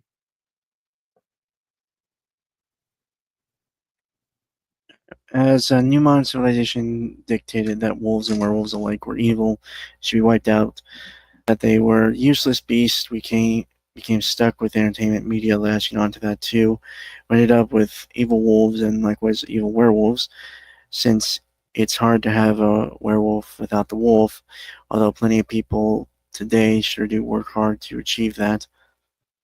And that is what we carried over into modern pop culture, these relatively recent beliefs about how werewolves are evil, horrible, demonic, man-eating, more than anything later too.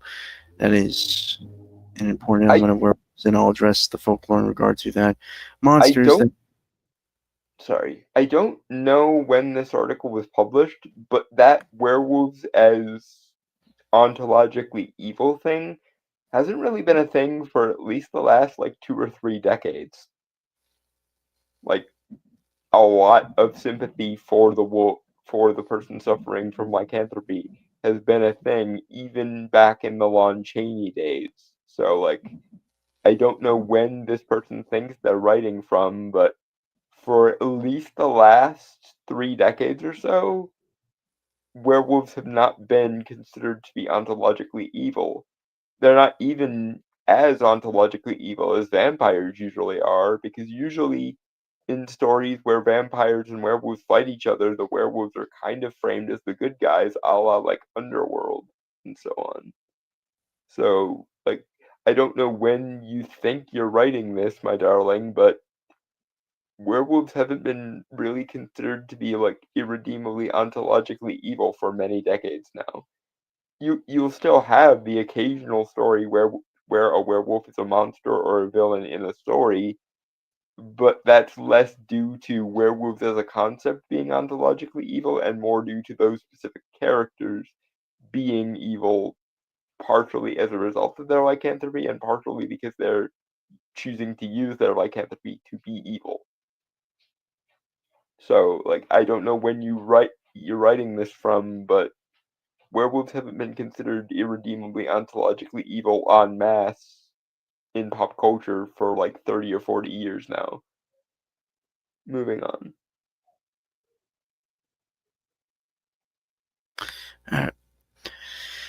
uh, uh, monsters lose control when they turn and will rip and tear the countryside and are generally terrible. Oh no. That's also why wolves in Japan were extinct. Western civilization came in and told them, these horrible creatures you've been coexisting with are terrible and should be destroyed." And lots of other things happened from there. Very long story. I can recommend a few books on the topic. Which is why, if you, Again, hold on. sorry, go ahead. Which is why, if you ask me, these always evil and terrible trails of wolves and werewolves in media really need to change. Again, where are you getting this from? This has not been the case for at least 30 or 40 years. And I hate to burst this particular bubble, but there's a very pragmatic reason why wolves were exterminated because one, we are already domesticated as many of the wolves as we could get away with domesticating, that's why we have the dog. But also, in a pre-industrial society, in places like Europe and parts of Asia, the werewolf was the largest apex predator.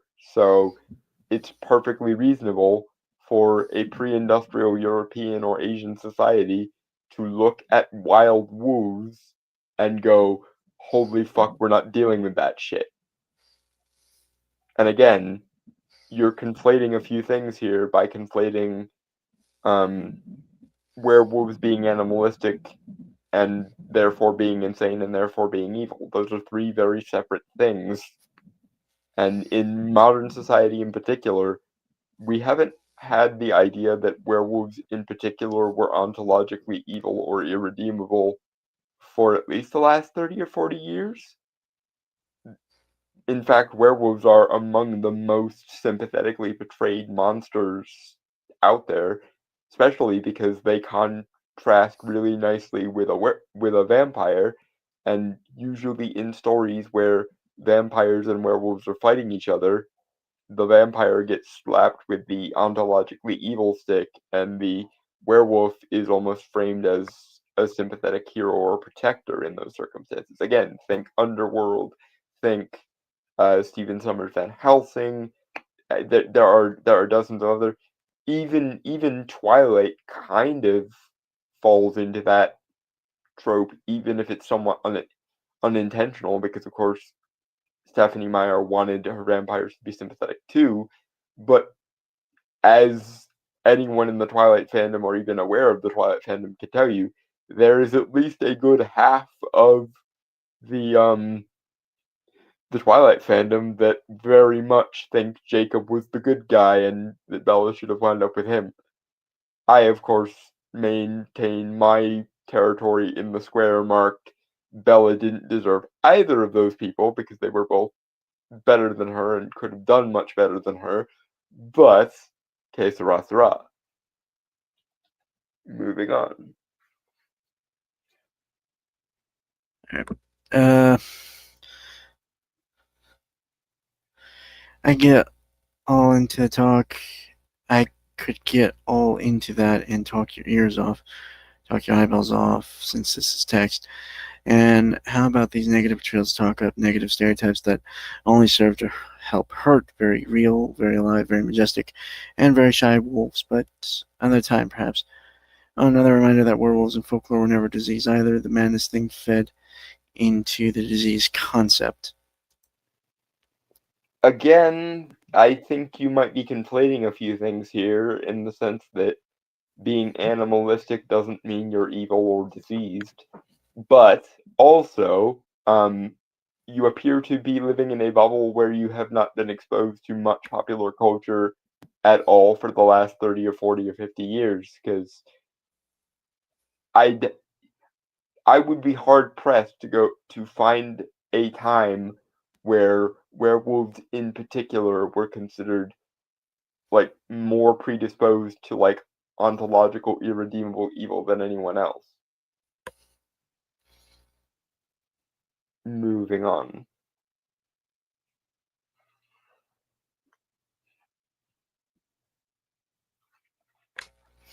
Okay. Well,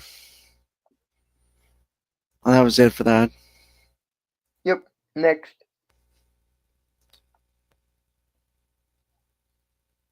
Hold on, give me 1 sec. Yep.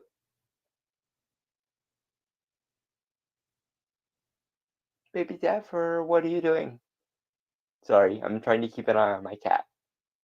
He has started doing the exploring thing again, and I don't want him to start getting all playful because as much as he is a sweet boy and he's one of the most clingy cats I've ever had, when he gets playful, he you can tell he was a stray cat because the wild cat in him comes out really, really strongly when he gets in his play and explore phase. Little Zephyros, what are you doing, bud?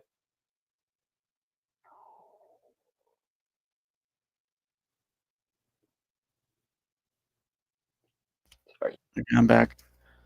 Yep. Alright. Okay, so this is from flipscreened.com. The progression of werewolf stereotypes in the media. It's by writer, published April 2nd, 2021. So I guess the writer wanted to remain anonymous. No, it's a writer as Ryder. Okay, that's interesting. Anyway, moving on.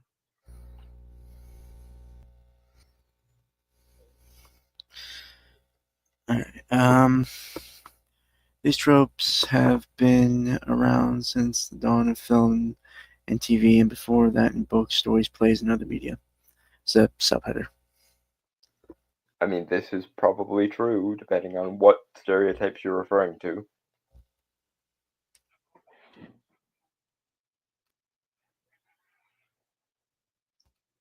Yeah, content warning. There's a content warning. Article includes references to SA, hard R within media, murder, and violence against women. Okay. Oh, this is going to be painful. I was hoping that the progression in the title would be neutral, but I suspect this is going to be the progressive social justice definition of progress. Oh, sweet fucking twin torches and crossed keys were fucked. Moving on. Like many millennials, when I have a shred of free time, I find myself scrolling through TikTok, short form content, and funky fresh memes, often scratch brain itches I don't even realize I had, and though I hate myself for procrastinating, I thoroughly enjoy the moments spent scrolling rather than doing something productive.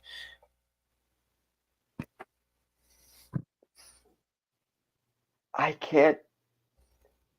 I'm not going to say anything about the, scrolling thing because we all do it. I am going to say, however, that this description this person gave of themselves does make them sound like an insufferable hipster. So there is that. Moving on.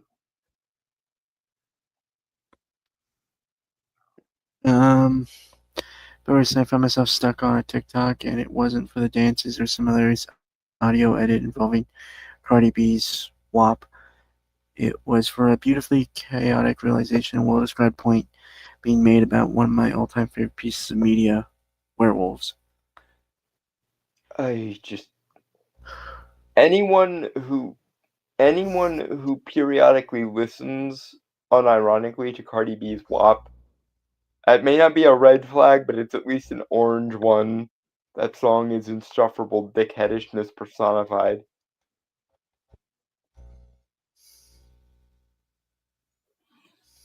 Moving on.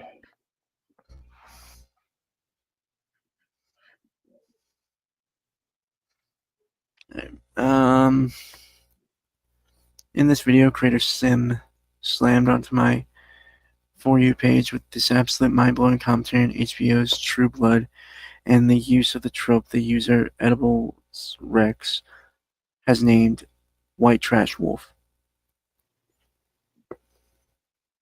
Is that really common enough to be a trope? Because, like, redneck communities get kind of analogously profiled with basically all the monster types. Because the idea generally is white trash people aren't civilized, and white trash people also live in extremely rural, backwards, semi-incestuous communities. So if anywhere there was going to be a flourishing of weird ass urban fantasy style supernatural shit, it would probably be in those rural communities.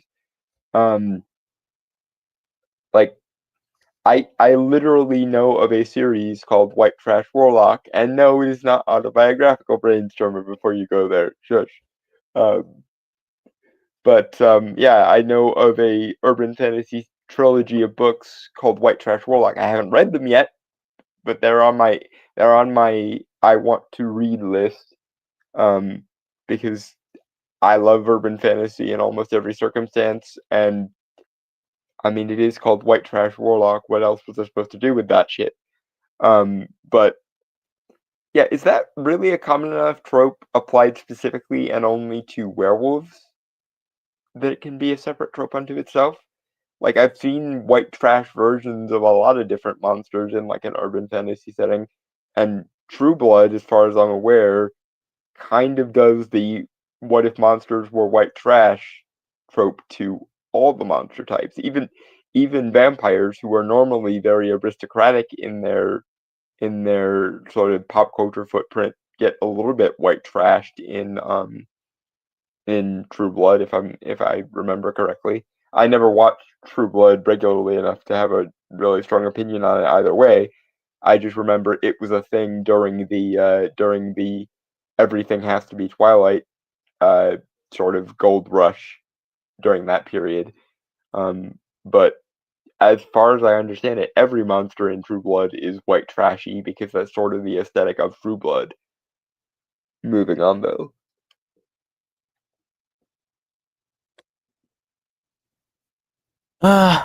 Sim goes on to state that werewolves are often delegated to the role of uncivilized, violent other and are left in less than desirable economic circumstances. She points out that it's an unflattering working class allegory, and I find myself hastily agreeing. Okay, okay, fuck the pseudo-Marxist working class bullshit. Werewolves are almost always considered uncivilized, especially when they're allowed to contrast with their sort of nominated antonym, which is the vampire.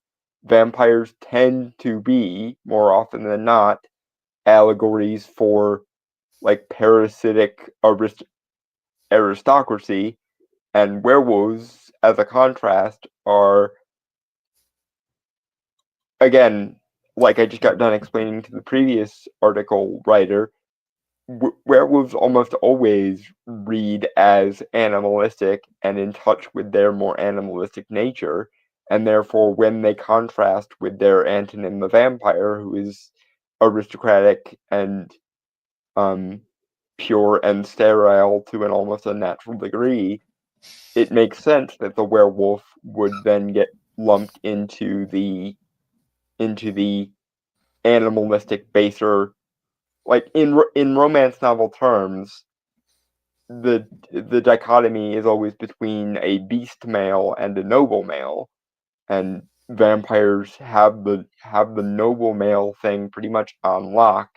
And I mean, the beast male trope is literally called the beast male trope, so werewolves fit in nicely right next to them, and so on. Um, but again, I think everyone in True Blood gets hit with the like southern white trash stick, because that's kind of just the aesthetic of True Blood. True Blood is essentially what if we did like an Anne Rice or Twilight style um, urban fantasy romance, but we did it in like southern Louisiana or Appalachia territory. So pretty much everybody in the True Blood universe gets hit with the southern white trash stereotype to some degree. But again, I don't quote me on that, because again, I haven't watched much of True Blood, but everything I've seen in relation to True Blood has me convinced that what if we did Anne Rice's um series, but from the perspective of like Southern American white trash, or like Creole type stereotype, or Cajun stereotype rather. But I might be wrong. I haven't watched enough of True Blood, apart from everything I've seen of it, which is clips and uh, advertisements and stuff. But as I understood it, that's True Blood's approach to everything. What if modern urban fantasy romance, but white trash southern rural stereotype? Moving on. And no, you can't call me this brainstormer because I'm not from the South. I may be in the middle of rural ass Appalachia, but I'm in the northern part of it. Thank you very fucking much. The idea of wolves being monsters is not new, not news. They literally are. From the dawn of their inception in the media, we've seen them as, well, wolves. But the way their human sides are portrayed outside the full moon is not often considered. In the earliest forms of Hollywood werewolf movies, Werewolf of London, 1935, and The Wolfman, 1941, you have two cases of wealthy, civilized white men who are attacked and bitten by werewolves. Both men go through the tribulations of changing under the full moons and killing innocent people. Throughout the course of each film, they grow to be more and more animal, falling from their places of wealth and power due to lycanthropy, which ultimately results in their respective deaths. In the case of the Wolfman, he thanks his killers for the merciful bullet to put an end to his lycanthropic affliction. Okay, a couple of things. One, I think you are way too much overemphasizing the class aspect and the race aspect here. I think the reason why the characters in those two cases are civilized before they get bitten is to contrast nicely with the animalistic nature of the werewolf and to therefore make us feel sympathy for them as their nature essentially gets overridden or overtaken. Because if a already rural ass, uncivilized, uncouth, lower class hick got bitten by a werewolf, they might even find themselves in a scenario where this is considered a good thing. And in fact, in a lot of modern urban fantasy, there's a lot more emphasis placed on the positive aspects of werewolfism rather than it necessarily being a victimhood thing. But yeah, if class has anything to do with either of those two werewolf movies, it probably has to do with the fact that we have to take a hyper civilized person and make them be uncivilized to emphasize the difference between the way they were before the wolf and the way they are after the wolf. Because again, in general, in like the pop culture zeitgeist, vampires are aristocratic parasitism taken to its logical extreme, and the wolf is the uncouth, untamed, bestial nature that hides within the heart of every man trope taken to its logical extreme. I don't think class and race play any more role in that than what I've already described. I think you might be reaching for a pseudo-Marxist or pseudo-neo-Hegelian take on this because you are already brainrotted by the post-Frankfurt School clusterfuck that is things like postmodernism, post-structuralism, and of course, social justice or critical theory. I don't think it actually has anything to do with the actual things you're referencing. I think you're just projecting that onto everything because you can't see a piece of media outside of those terms. Or it's possible that the person you got this interpretation from can't consider themselves quote unquote media literate unless they project this bullshit onto them. But yeah, I'm pretty sure you're reaching like a motherfucker here. Moving on. Alright, as time went on, and more werewolves appeared in Hollywood film and television, the white trash wolf only seemed to become more and more pronounced. The 50s introduced the werewolf. 1956, that leans a bit into the animalistic other of the werewolf trope, in which the film has lycanthropy come as a result of medical experiments. Then the werewolf is murdered in the end by the doctors who created him, which then frames them as brave heroes and the beast they made out of an innocent man. Okay, Okay? every werewolf trope, with very, very few exceptions, focuses on the animalistic aspect of the wolf because that's what the animalistic aspect of the werewolf is.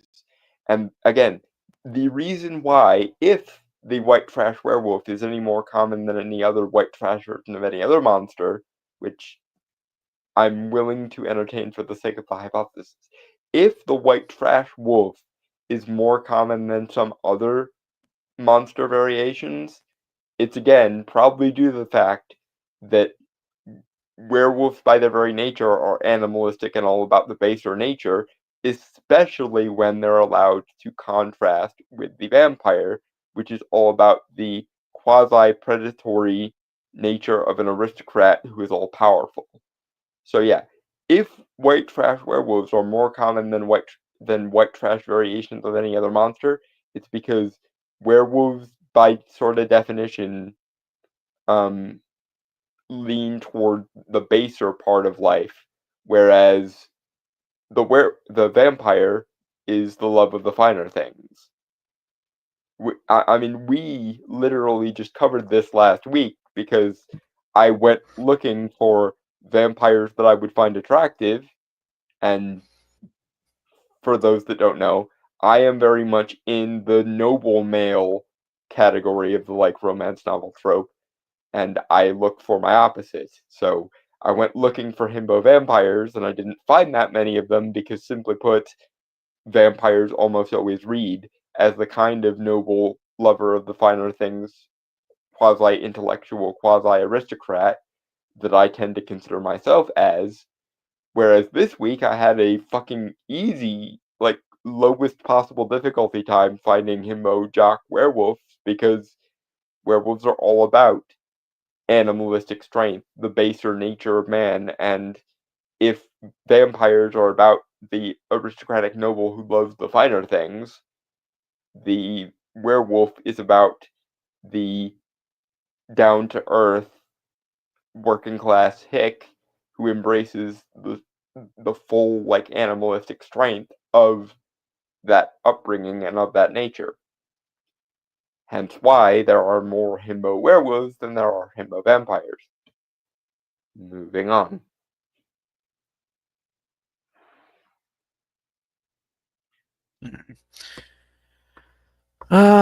Okay, the 1960s brought a whole slew of werewolf films coming out of both Hollywood and international markets, but aside from our main Monster Man, most of these films also featured another unfortunate trope that too often gets roped in with werewolf media: sexual assault. Because the werewolf, and I realize I'm explaining this to you as though you're 5, but your pseudo-intellectual pompousness does not convince me you actually have the intelligence necessary to make these sorts of arguments. The reason why sexual assault often comes up when it comes to werewolves is because werewolves are fundamentally the baser, unrestrained, untamed nature of the animalistic parts of human nature. And things like consent, romance, and um and more civilized wooing or charisma is more a trapping of civilization, or at least we think of it as more of a trapping of civilization than we do of the natural world, and being as the werewolf is unrestrained, untamed nature and the animalistic strength that goes along with that, of course, more werewolf stories than not are going to be about the unrestrained animal part of the werewolf's nature taking what he wants.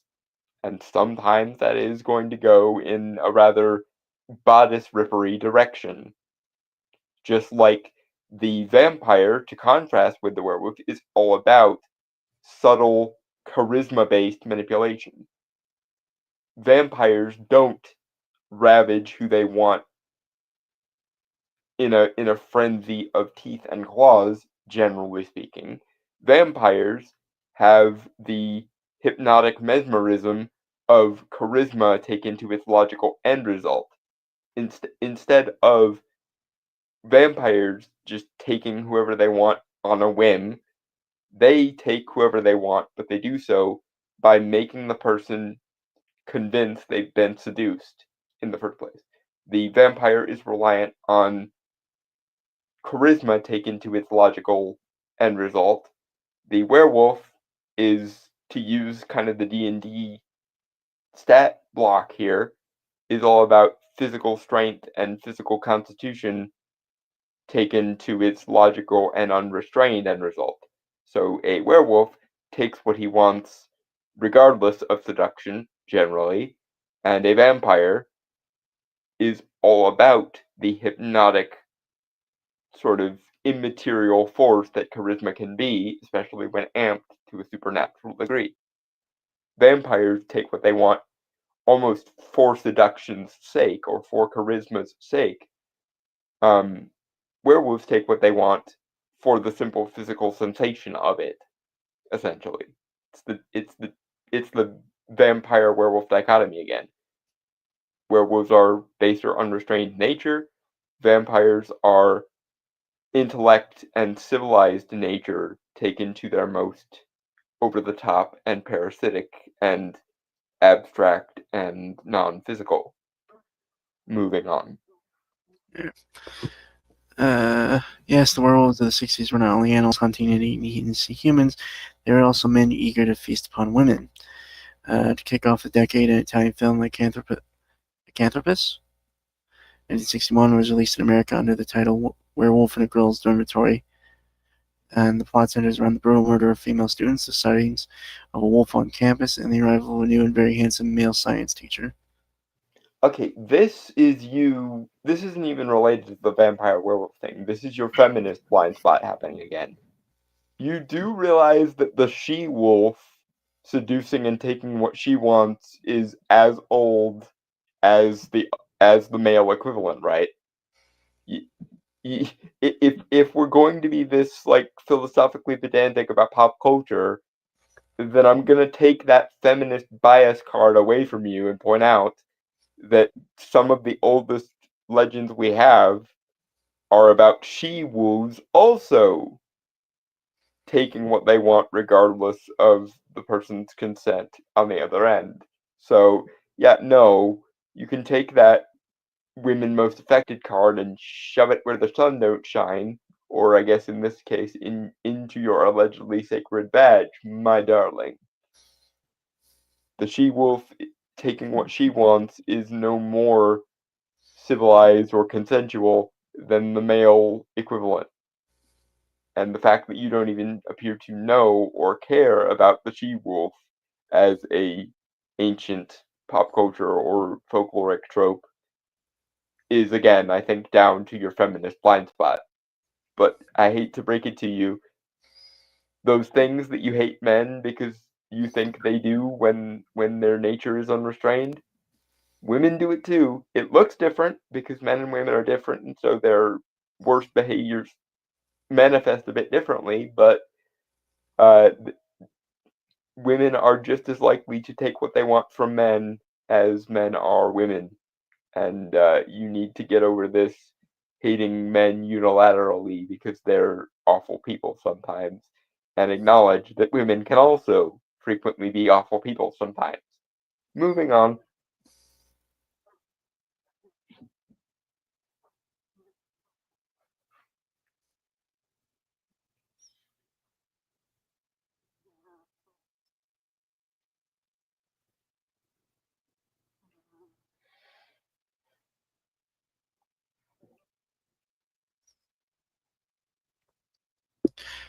Alright,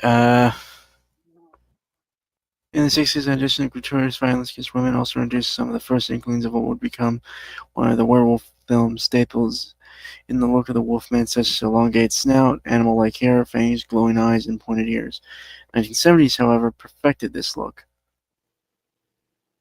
I mean, that's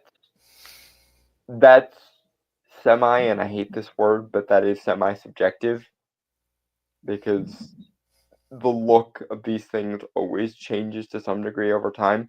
I acknowledge that there is a meritocratic element of those things that stick around for a reason. But given that you are very much neo-Hegelian or quasi-Marxist in your framing, I suspect you're one of those people who believe that meritocracy is a harmful social delusion that we have to get over. So I'm not sure by what standard you are claiming the 70s perfected the werewolf standard, because that would imply a non-subjective standard, and people who unironically use Marxist analysis as an intellectual tool tend to believe that meritocracy is a harmful delusion we have to escape from or be deconverted from. So, subjectivity aside, what standard are you referring to the 70s as perfecting the werewolf trope as here. Because either you're being irreducibly subjective, in which case, fuck you, or you are unawarely evoking something analogous to meritocracy while simultaneously also believing that there is no such thing and that, in fact, the idea that there is even such a thing is harmful to society somehow. Moving on, though. Right.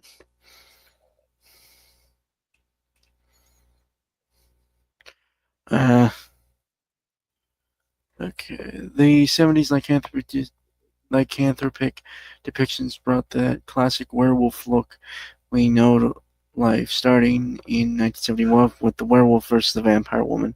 1972 is The Fury of the Wolf Man.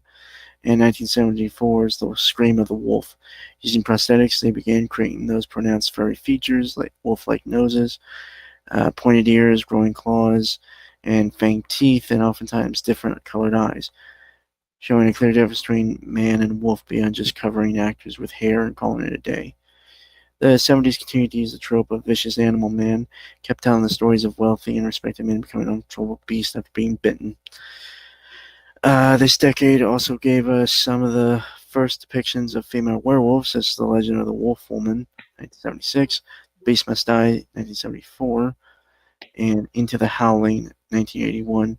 Only they were usually turned against their will in savage attacks that really kept up with that 60s theme of sexual violence. Oh, for fuck's sake. There are literal Roman legends about she-wolves shifting and shit, my darling.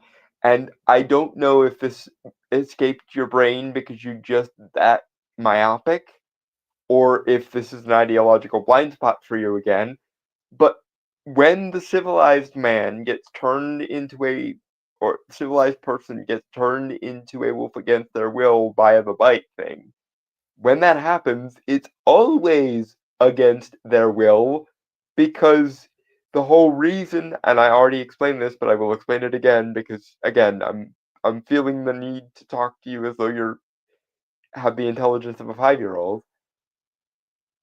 The reason why we use or used in the past the trope of the formerly civilized man being broken down to his baser nature by the instincts of the werewolf is because, and again, it's easier to tell the difference between a person before the wolf if the person before the wolf was more civilized and genteel, as compared to after the wolf bite when the aforesaid baser nature that werewolfism almost always implies begins to weigh on their otherwise civilized conscience. But yes, my darling, there have always been she-wolves in popular culture or folklore or whatever the fuck. And again, if you want an example, please look up the myth of the Roman soldier and the she-wolf. Man falls in love with inexplicably beautiful woman, goes off to war as the Roman soldiers are wont to do, ends up getting accosted by a she-wolf while he's marching off and doing his duty to the Empire, cuts off the hand of said she-wolf um, before killing it because he wants to take a trophy, and then said wolf transforms back into the beautiful woman that he was planning on marrying as soon as he got back from war, and then he opens the box uh, to reveal that the cut off paw of the she wolf looks exactly like her hand. This is one example among many, but it is one example that stuck with me for a while. But yes, there have been she wolves in the annals of werewolf mythos or werewolf culture for a very, very fucking long time, my darling.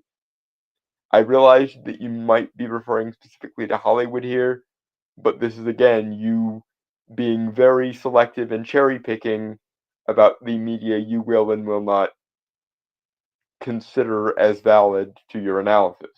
And that kind of cherry picking does not, for accurate analysis, tend to make. Moving on.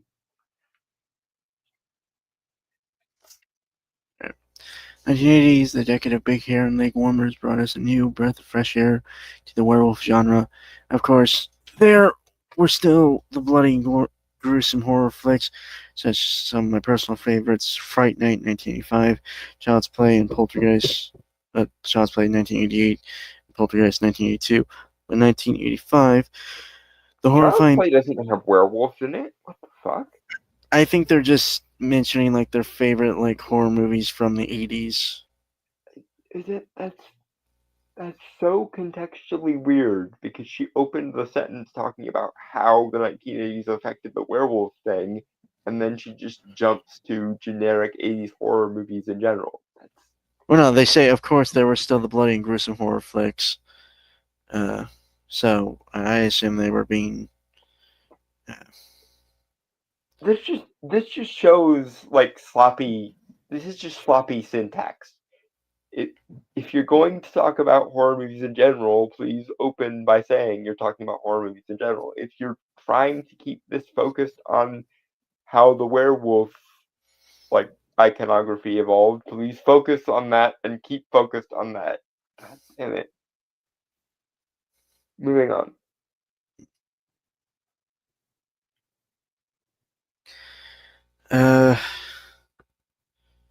By 1985, the horrifying Beastman werewolf trope was subverted, sort of. Teen Wolf, 1985, gave us a slice of life werewolf flick complete with high school drama, a wonderfully cheesy basketball motif, and a supportive werewolf father. Though there was a clear absence of being a werewolf makes a man a monster is bad rhetoric, that were still other problematic elements, such as the main lesson of the story being be yourself, but only if yourself is someone who ignores natural differences and gifts given to you in order to fit in with everyone else. Yeah. There's problems with the movie Teen Wolf, and I kind of have the same thing of like I hate the person with supernatural gifts wishes for a normal life trope. I just hate that trope in general, because I tend to look at those things and be like, there are so many people who would long for that gift more than almost anything. And here this gift has been given to you, and all you can say is, "Wah, this makes it harder for me to be normal." But whatever agreements we may have on the sort of skewed philosophy of Teen Wolf, I'm gonna have to once again be pedantic in the name of accuracy and point out, and kudos to the previous person who wrote the previous article for reminding me of this. The idea of there being good werewolves or people with the skills or abilities of tapping into wolves is as old as the hills as well. It was framed as somewhat new in the modern context because it was a revival of, hey, as much as those animalistic qualities associated with the wolf might have negative consequences, it also happens to make you superhuman and therefore would have positive consequences, i.e., it makes you stronger, faster, more agile, etc. But yeah, you're once again being very selective about very modern Hollywood and ignoring the entire previous history of the werewolf up until about 1920, and it's bullshit. But yes, I at least can give you half a point in that I somewhat agree with you on the whole fuck the supernatural being wanting to be quote unquote normal thing, because it's bullshit. Especially when it's framed as a positive choice of choosing your normie human side over a demonstrably more physically potent and powerful and just generally more badass supernatural side of yourself. Anyway, moving on though.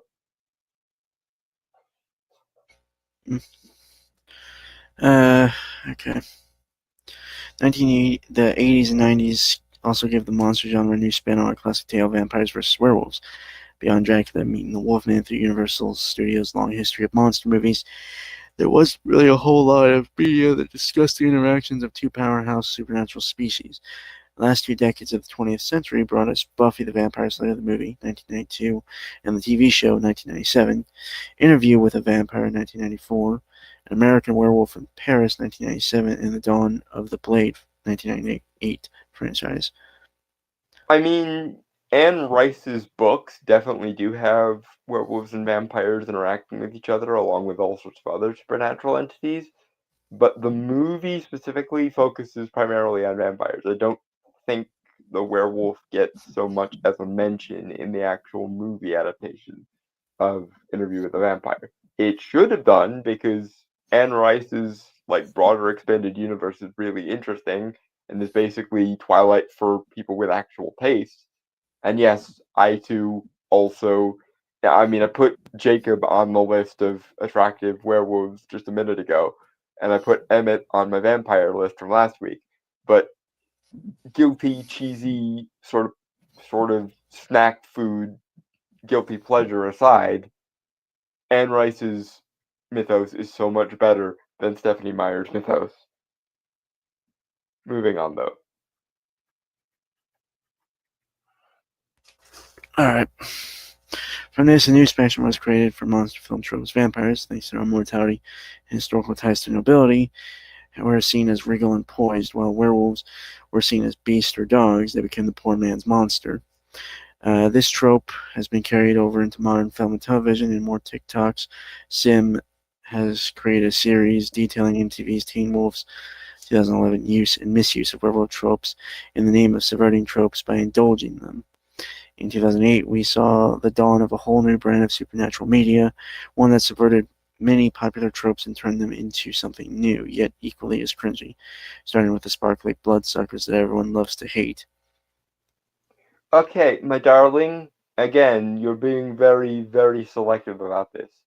The dichotomy between vampires as nobility and werewolves as baser nature goes back to the Middle Ages and beyond, because that is one of the things that it's true that prior to Bram Stoker's Dracula, the vampire wasn't always depicted as being noble, but basically since then, vampires have always read as aristocratic, and again, werewolves as the embodiment of, you know, the intelligence of a man coming up against the animalistic predatory nature of a wolf is as old as the hills.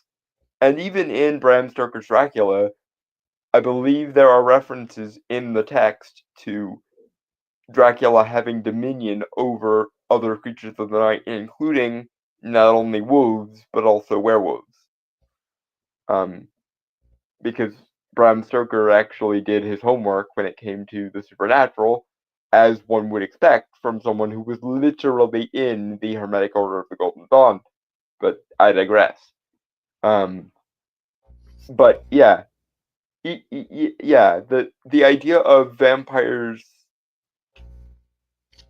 being at least more intellectual than werewolves, and werewolves instead being the primal animalistic nature of a wolf in a man's form or a man's mind, is as old as the hills. They weren't explicitly like diametrically opposed until around the time Bram Stoker Dracula sort of solidified vampires as aristocrats, but this trope of vampires and werewolves kind of being diametrically opposed is at least as old as Bram Stoker's Dracula, and werewolves in general being baser animal instinct in human mind is far older even than vampires as aristocrats.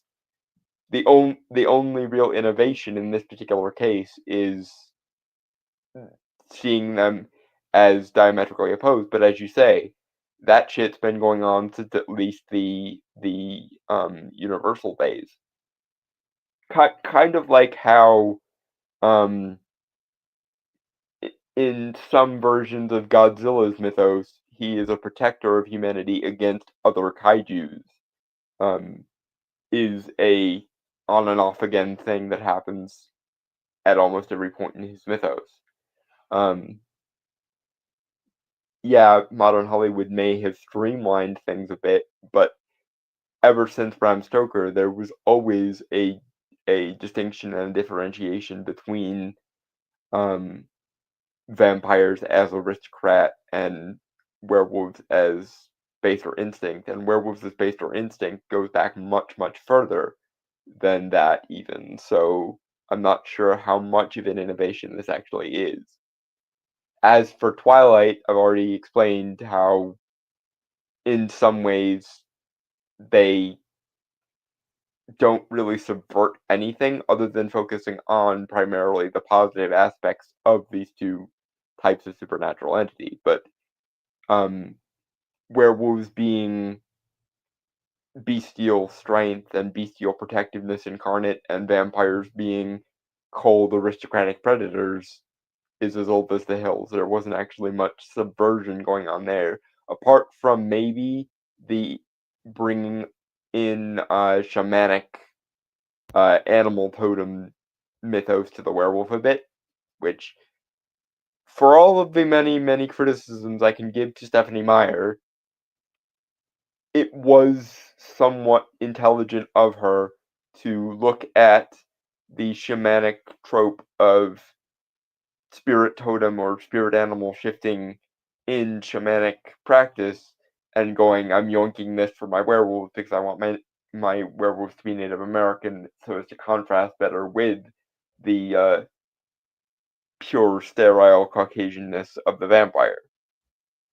For all her many faults, that one was a smart idea. The sparkling vampire thing is cringy as shit, as everyone already knows, but the touching on Native American animal shifting shamanism for the basis for the werewolves, I would give her some credit for that one. That one was smart. Or at least as smart as can be expected from Stephenie fucking Meyer. Moving on. Alright. Alright.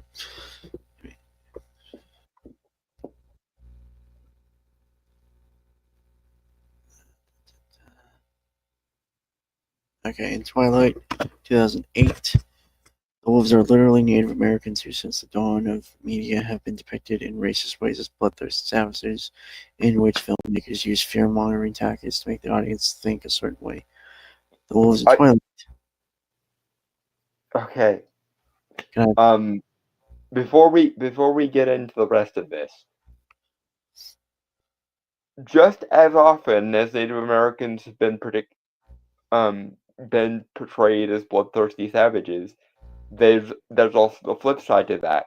The noble savage, the people who are more in touch with nature and therefore are smarter than their European colonizer counterparts. I realize that there is the basis for the, savage, backward Indian trope and so on and so forth, but let's not pretend like the noble savage mythos hasn't existed as the counterpart to that for just as long, if not slightly longer. So, you're being very selective about your grievance here, and it once more makes me suspect that a lot of this is being colored by critical theory, postmodernism, neo-Hegelianism, and social justice in particular. So yeah, no, you can take that.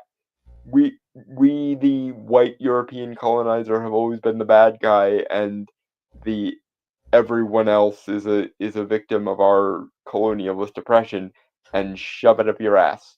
Not to mention that Native American tribes, by virtue of being, different tribes, were scalping each other before a single European set foot on this continent. So sod off with your European Westerners are the bad guys in all circumstances. Bullshit. Moving on. wolves in Twilight, though less than other media, are depicted similarly, and their tribe was definitely not made up for the books. The Quillet, no, I don't know how to pronounce that. I believe it's pronounced Quid, but I could be wrong. Quiet? Yeah, that's how they pronounce it in the movies.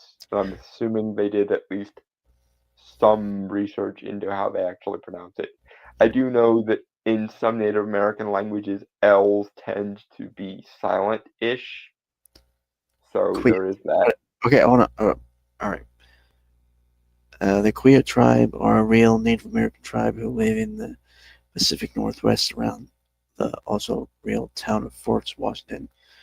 Native Americans, a marginalized group of peoples that have been thrown into the savage and uncivilized stereotypes since the creation of film and television. And the Quia tribe are the werewolves who live in the woods, while the Cullen family are sparkly vampires who live in a massive mansion and have more money than God or a Nike executive. It's not the best look. Twilight also creates a whole mess of other race and culture issues, but that is way too much to fit into this article. Okay, I've already addressed this, so I will repeat myself for the sake of, dear God, this is making my brain hurt. The noble savage trope also exists. Stop pretending like white people did everything wrong and nobody else ever did anything wrong. And given that, like, the tribe in Twilight is at no point portrayed as being savage, I would say you are reaching like a motherfucker. Again, I would emphasize to you that like half of the Twilight fandom thinks Bella should have ended up with Edward. I, of course, again think that Bella is a boring, sterile, like stand-in, like a POV character with absolutely no personality to speak of, and therefore she doesn't deserve either of the supernatural stud muffins she ends up getting lusting after her. But focusing on the thing you just said there, fuck the suppressor and oppressed dichotomy, fuck your ignoring the noble savage mythology right alongside the savage mythology, and fuck your framing of Twilight as not a good look, considering that at no point do they like go into the what makes the red man red style Native American tropes. Could she have done more research into the tribe in question? Sure. She could have also done a lot more research into a lot of other things. But by the standards of Stephenie Meyer, she's at least as sympathetic to the Queed as she is to her sparkly fucking vampire nonsense. So, I, like, if I were a Queed, maybe I would be more offended by the werewolves in Twilight. But again, given how Stephenie Meyer and her utter lack of world building fucks with everything, by the standards of Stephenie Meyer, she doesn't do much wrong by the Native American tribes that she uses. Could she have made up her own tribe? Yes. Could she have done more research into the Queeds? Yes. But Stephenie Meyer was a horny, middle-aged Mormon who didn't really have the intellectual wherewithal to do any research on anything. So, frankly, I give kudos to her for even knowing that Native American like animal spirit shifting was a thing, and doing at least enough research to not make the Queeds the like what makes the red man red style stereotypes. It could have been a lot worse, and a lot of other groups and historical periods and shit got it much worse from Stephenie Meyer in particular. Moving on.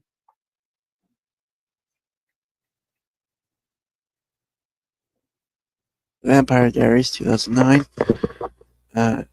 Though being mainly about the vampires moving into a small town and terrorizing a local high school, had a whole plot line surrounding werewolves involving a vampire-werewolf hybrid. The story itself, in my opinion, was an interesting take on the lore of both vampires and werewolves, but the depiction of wolves versus their vampire counterparts is where this gets a little yikes for me. In this universe, in order to become a werewolf after being bitten, you had to kill someone to complete the change.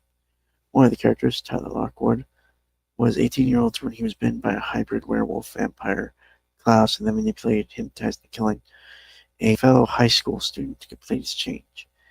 Many of the wolves in the series were also portrayed as wild animals, while the vampires of the show were played up in a sexy, brooding, tortured soul trope. despite the fact that they also kill people. Okay, the difference between werewolves and vampires I have already addressed already.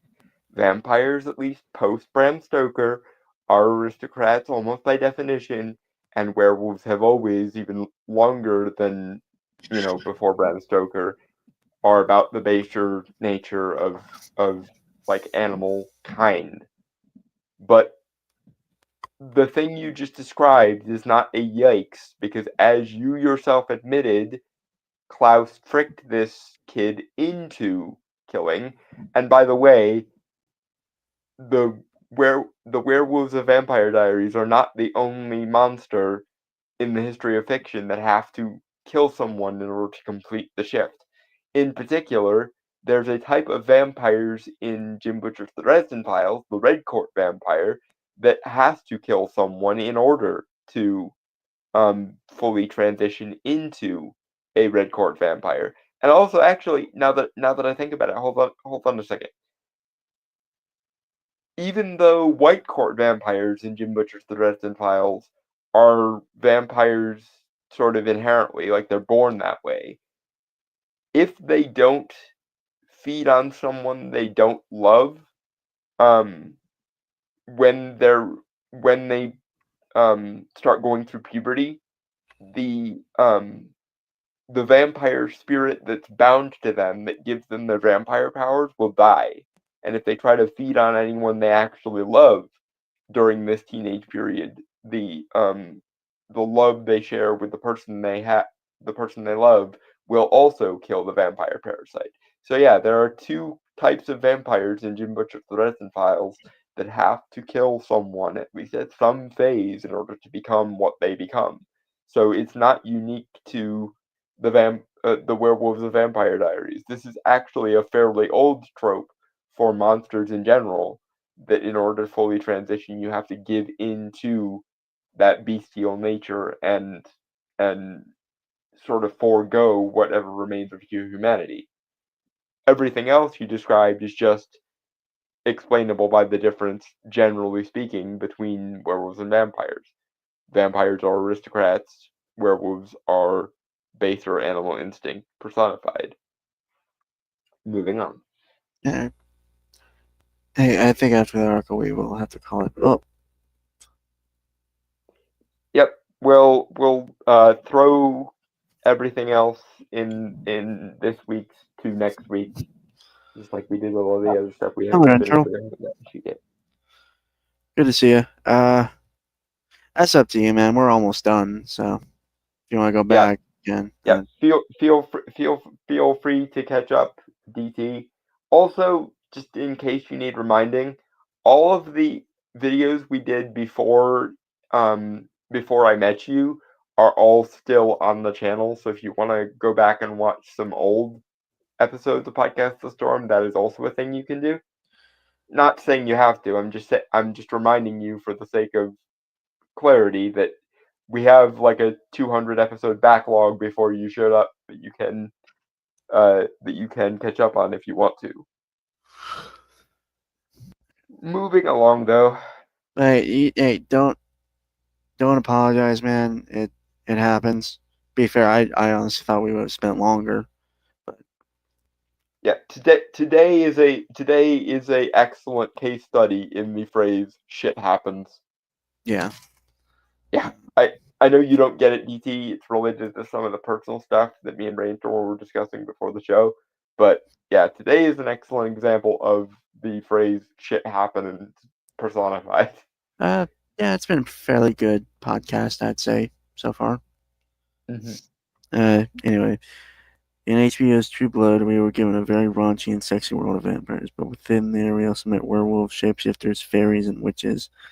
There were vampire aides, vampire turf wars, anti-vampire religious cults, and on top of all that, werepanthers. To quote Sim once more, werewolf trope I didn't consciously register until True Blood did it so gracelessly that it red-pilled me. In the show's fourth season, Jason Stackhouse, sailing to the main character, Suki Stackhouse, in a backward, winds up kidnapped by a pack of werepanthers. These creatures live in a rundown trailer park and are all extremely stereotypical rednecks. They're portrayed as inbreeding in order to keep the werepanther gene alive, but they kidnap Jason in order to forcibly turn him into a werepanther and tie him down to a bed and force him to be a breeding partner for the female werepanthers of this community. Again, every monster in True Blood is portrayed at least somewhat like southern rural redneck in vein. And Well, okay, two, sorry. and two, if werewolves get hit with that stick more than the other monsters, it's because werewolves are always, to some extent, aligned with the baser animal instincts. Again, while vampires are, generally speaking, aristocrats with a love of the finer things and a exquisite sense of taste, werewolves almost always are base animal instincts personified. So if they get hit with the stick more, it's because werewolves are inherently more animalistic and baser in nature, generally speaking. Moving along. Jason luckily does manage to escape after being hard-R'd by one of the werepanther weapon and thankfully voice being turned into a werepanther himself. However, the betrayal of werepanther pack is inbreeding trailer trash has to be the most clear-cut use of the white trash wolf trope ever. Who cares? If it's not portrayed as them being inherently evil or some shit, who cares? These particular characters are bad people by virtue of their own particular choices. That doesn't mean that the werewolf being white trash is somehow problematic. And again, werewolves are always, to some degree, all about the baser animal instinct personified in a human shell, because that's who and what werewolves have pretty much always been since at least the late classical period of Greece and Rome and shit. Alright,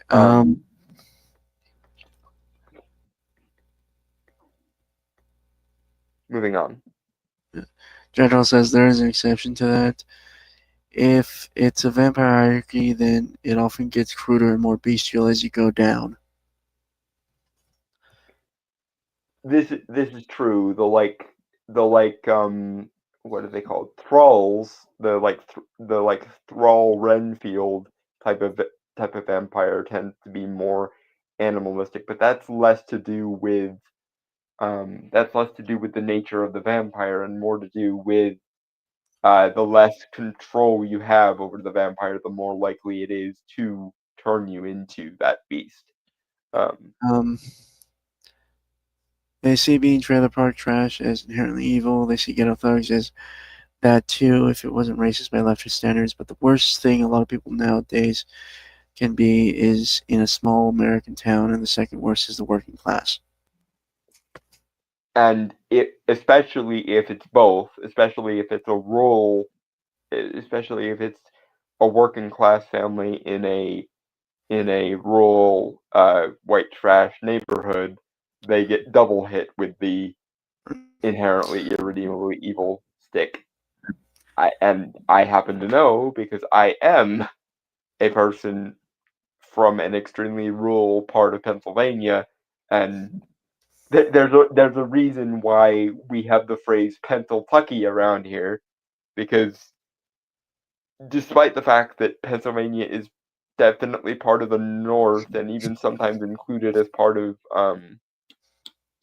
New England, depending on your definition of New England, there are certain parts of Pennsylvania that are straight out of the deepest, most bumfuck part of the South. And to some degree, my mom kind of fits that vein because she's taken a bunch of personality tests to see what state her personality implies that she's from. She almost always gets Texas. And not only that, but she's proud of that shit. I of course am quite different, and I hope to one day, as stereotypical as this is, I hope to one day get out of the rural ass middle of nowhere town that I'm part of. But that's not to do, unlike the likes of Aquila, obviously, that's not because I hate my upbringing or anything. It's because, one, I'm disabled and I need fucking assistive technology and shit for help, and this area doesn't have that shit. And two, as someone who does have an almost vampiric love of the finer things and a desire to be acknowledged for my sense of taste, my sense of style, and my sort of semi-aristocratic bearing, I don't fit in here, and I haven't for most of my life. But I don't have this perpetual chip on my shoulder for that, despite the fact that I've known in my high school, especially, there were people who definitely fit the rural white trash trope. Like, okay, as an example, a purely academic example of what I'm talking about. In my school, we got the first day of hunting season off because the school knew that if they didn't give everyone the first day of hunting season off, like 75% of the student body would just be gone that first day of hunting season. So that should tell you where I'm from and the kind of era or the kind of location that I'm in. Like my high school student body was like 30% farmers, 30% hunters, and 30% people who did both. So that should tell you everything you need to know about my area. Moving on.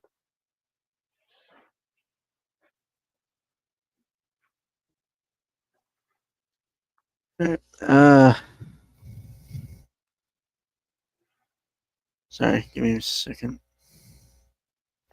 Alright. So now we see this trope, see its history, where it came from, how it evolved.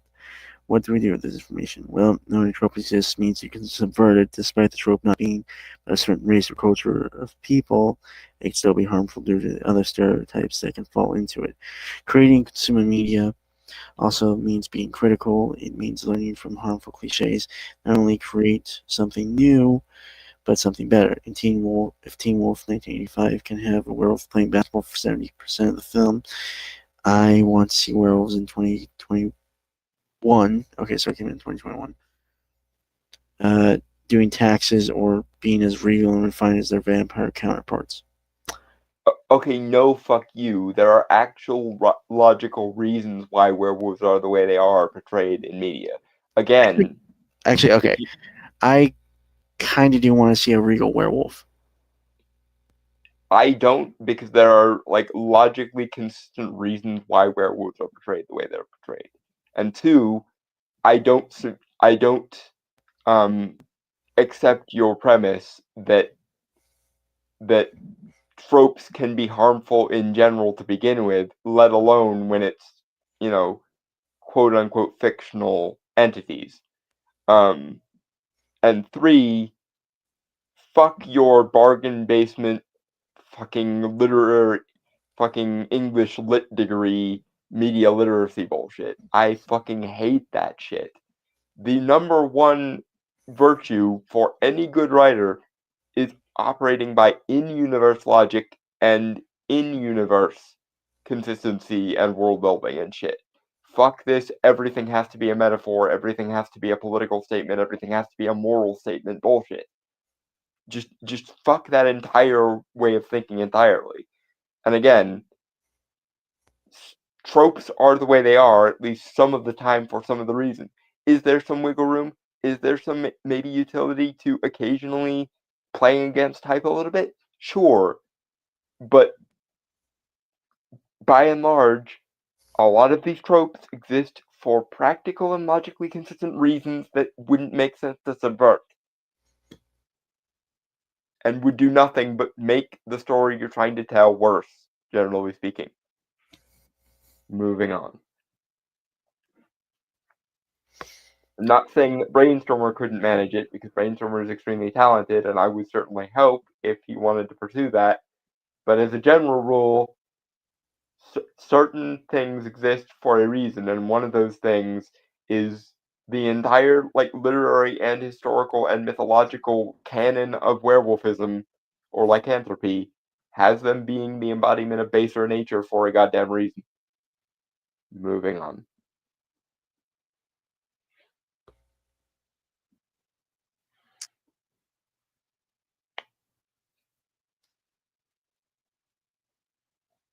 So as Randall says, depending on how you define regal, there's regal besides fancy English gentleman or French courtesan.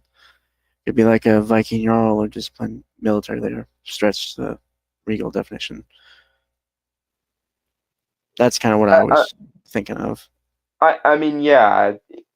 Hell, werewolves, speaking of tropes that make entire sense for werewolves to have, is there a single piece of media in the last 30 years that doesn't emphasize the wolf pack motif? And wolf packs always have their quote unquote alpha, and you wouldn't believe how many romantasy stories there are of generic submissive woman becomes the fated mate to the alpha of the pack because reasons. So, if you want a quote unquote regal werewolf, the concept of an alpha wolf already exists and make, again, internally consistent sense for the werewolf hierarchy. Because if werewolves are wolves, then they would have packs, and if they have packs, then someone has to be, or often at least is, the leader of said pack. Although if you want werewolves doing jobs that aren't particularly suited to their talents, I know that in is it Roger Hearn? It's somebody Hearn, but in the Iron Druid series, there is a werewolf law firm. So if you want werewolves doing non-physical or non-tied to their werewolfism jobs, then werewolf law firm in Iron Druid.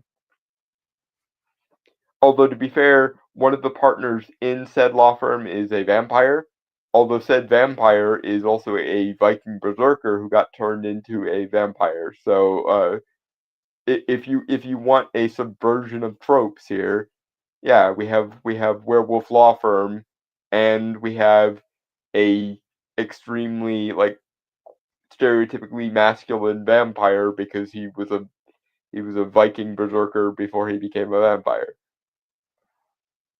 He also has a hate boner for Thor because Thor killed his family and essentially led to him being turned into a vampire. Okay.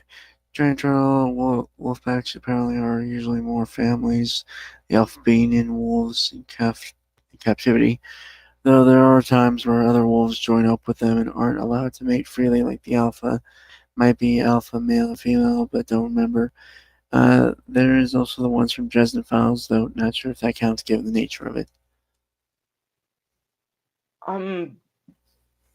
I would argue no, because while they were kind of nerdy, stereotypically nerdy shut-in people before they became werewolves, the physical demands of turning into a wolf and back again did eventually turn them into extremely attractive jock characters. So probably not in the purest sense, although at least if we're being somewhat broad and somewhat generic with our definition of subversion, I guess the alphas count, because they were nerds prior to becoming wolves. They just happened to bulk up like motherfuckers because apparently changing from a wolf and back again is very physically demanding on the body.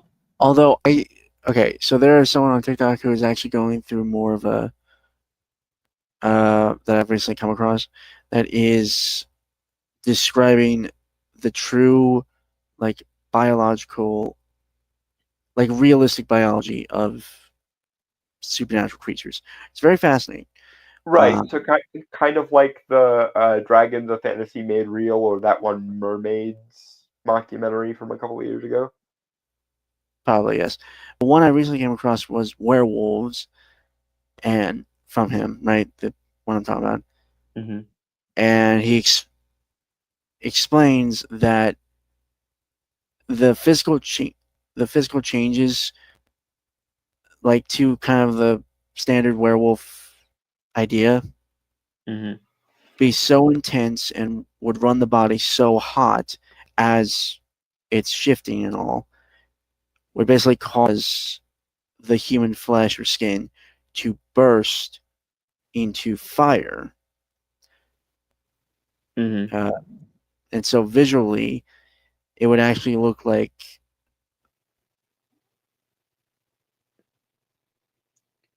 Almost like a phoenix trope. yeah.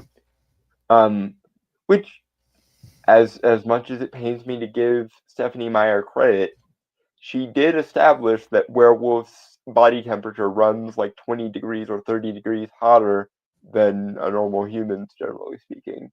Um, I saw one actually like right before I came on the stream. Um, that he was doing.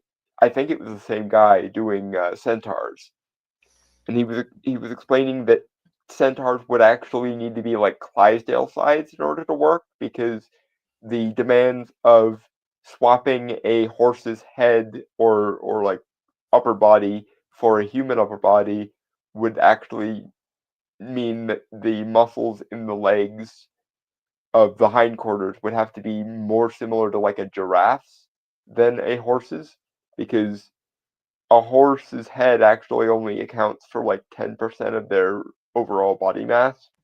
So if you swap that for a human torso, either this would be a very, very jacked up horse, or more probably it would be like Clydesdale sized.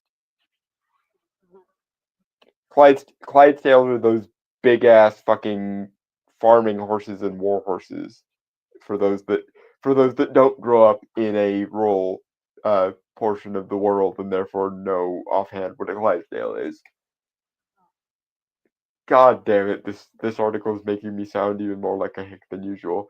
Shut up, brainstormer. Preemptively shut up. What? Never mind. He, All right. he missed it. He missed it, and we're not helping him. To be fair, on my end, you roboted, so Ah, did I robot for everyone, or was that just brainstormer? Because it brainstormer's computer is of course a potato, but did that happen to everyone though, or was it just brainstormer?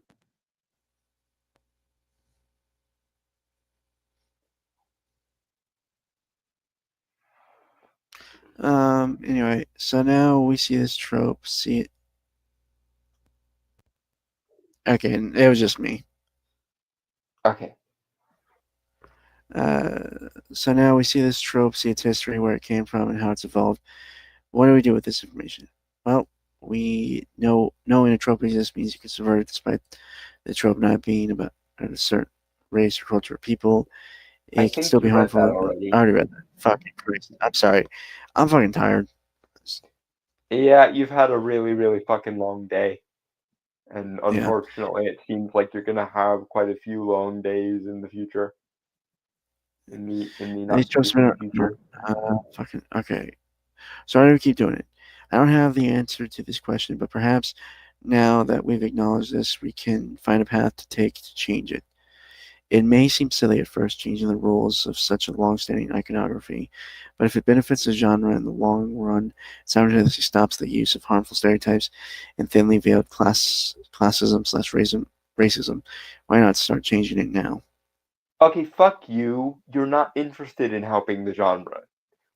We've had social justice at the helm of popular culture for a decade. You are more interested in morally purifying everything and for ideologically converting everything than you are in the help of the genre. So don't give me this, it'll be better for the genre shit. And by the way, change for change's sake is one of the most repugnant things I think I've ever heard. I'm gonna borrow a framing from G.K. Chesterton in his famous Chesterton fence example. If you can't understand the reasons why a trope exists, you have no cause for changing it. Or to put it a way that I've often put it, Chesterton notwithstanding, if something is important enough to change, then it's important enough to leave the fuck alone. And if it's not important enough to worry about, because this is the Mott and Bailey that social justice people always do whenever you push back on them. They'll either say, well, it's obviously important enough to change, so why don't we change it? Or more accurately, when you push back on them and say, well, if it's important enough to change, why not leave it the fuck alone?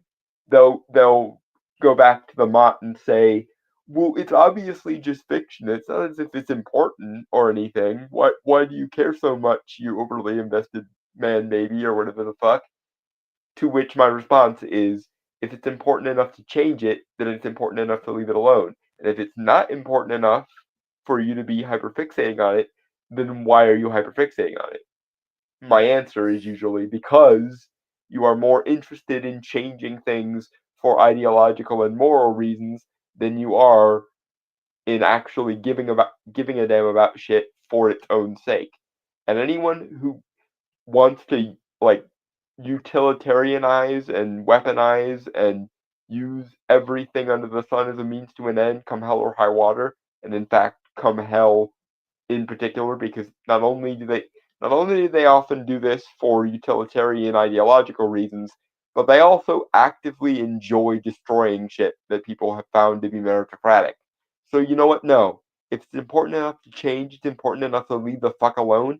And if it's not important enough to change, stop fixating on it. Moving on.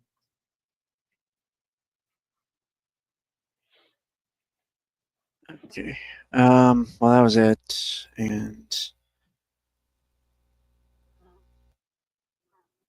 I don't know what else to say. So I guess with that, folks, I want to say goodbye, adios, aloha, avizai, sayonara, peace, cheers, and Shalom and fuck off. see you guys.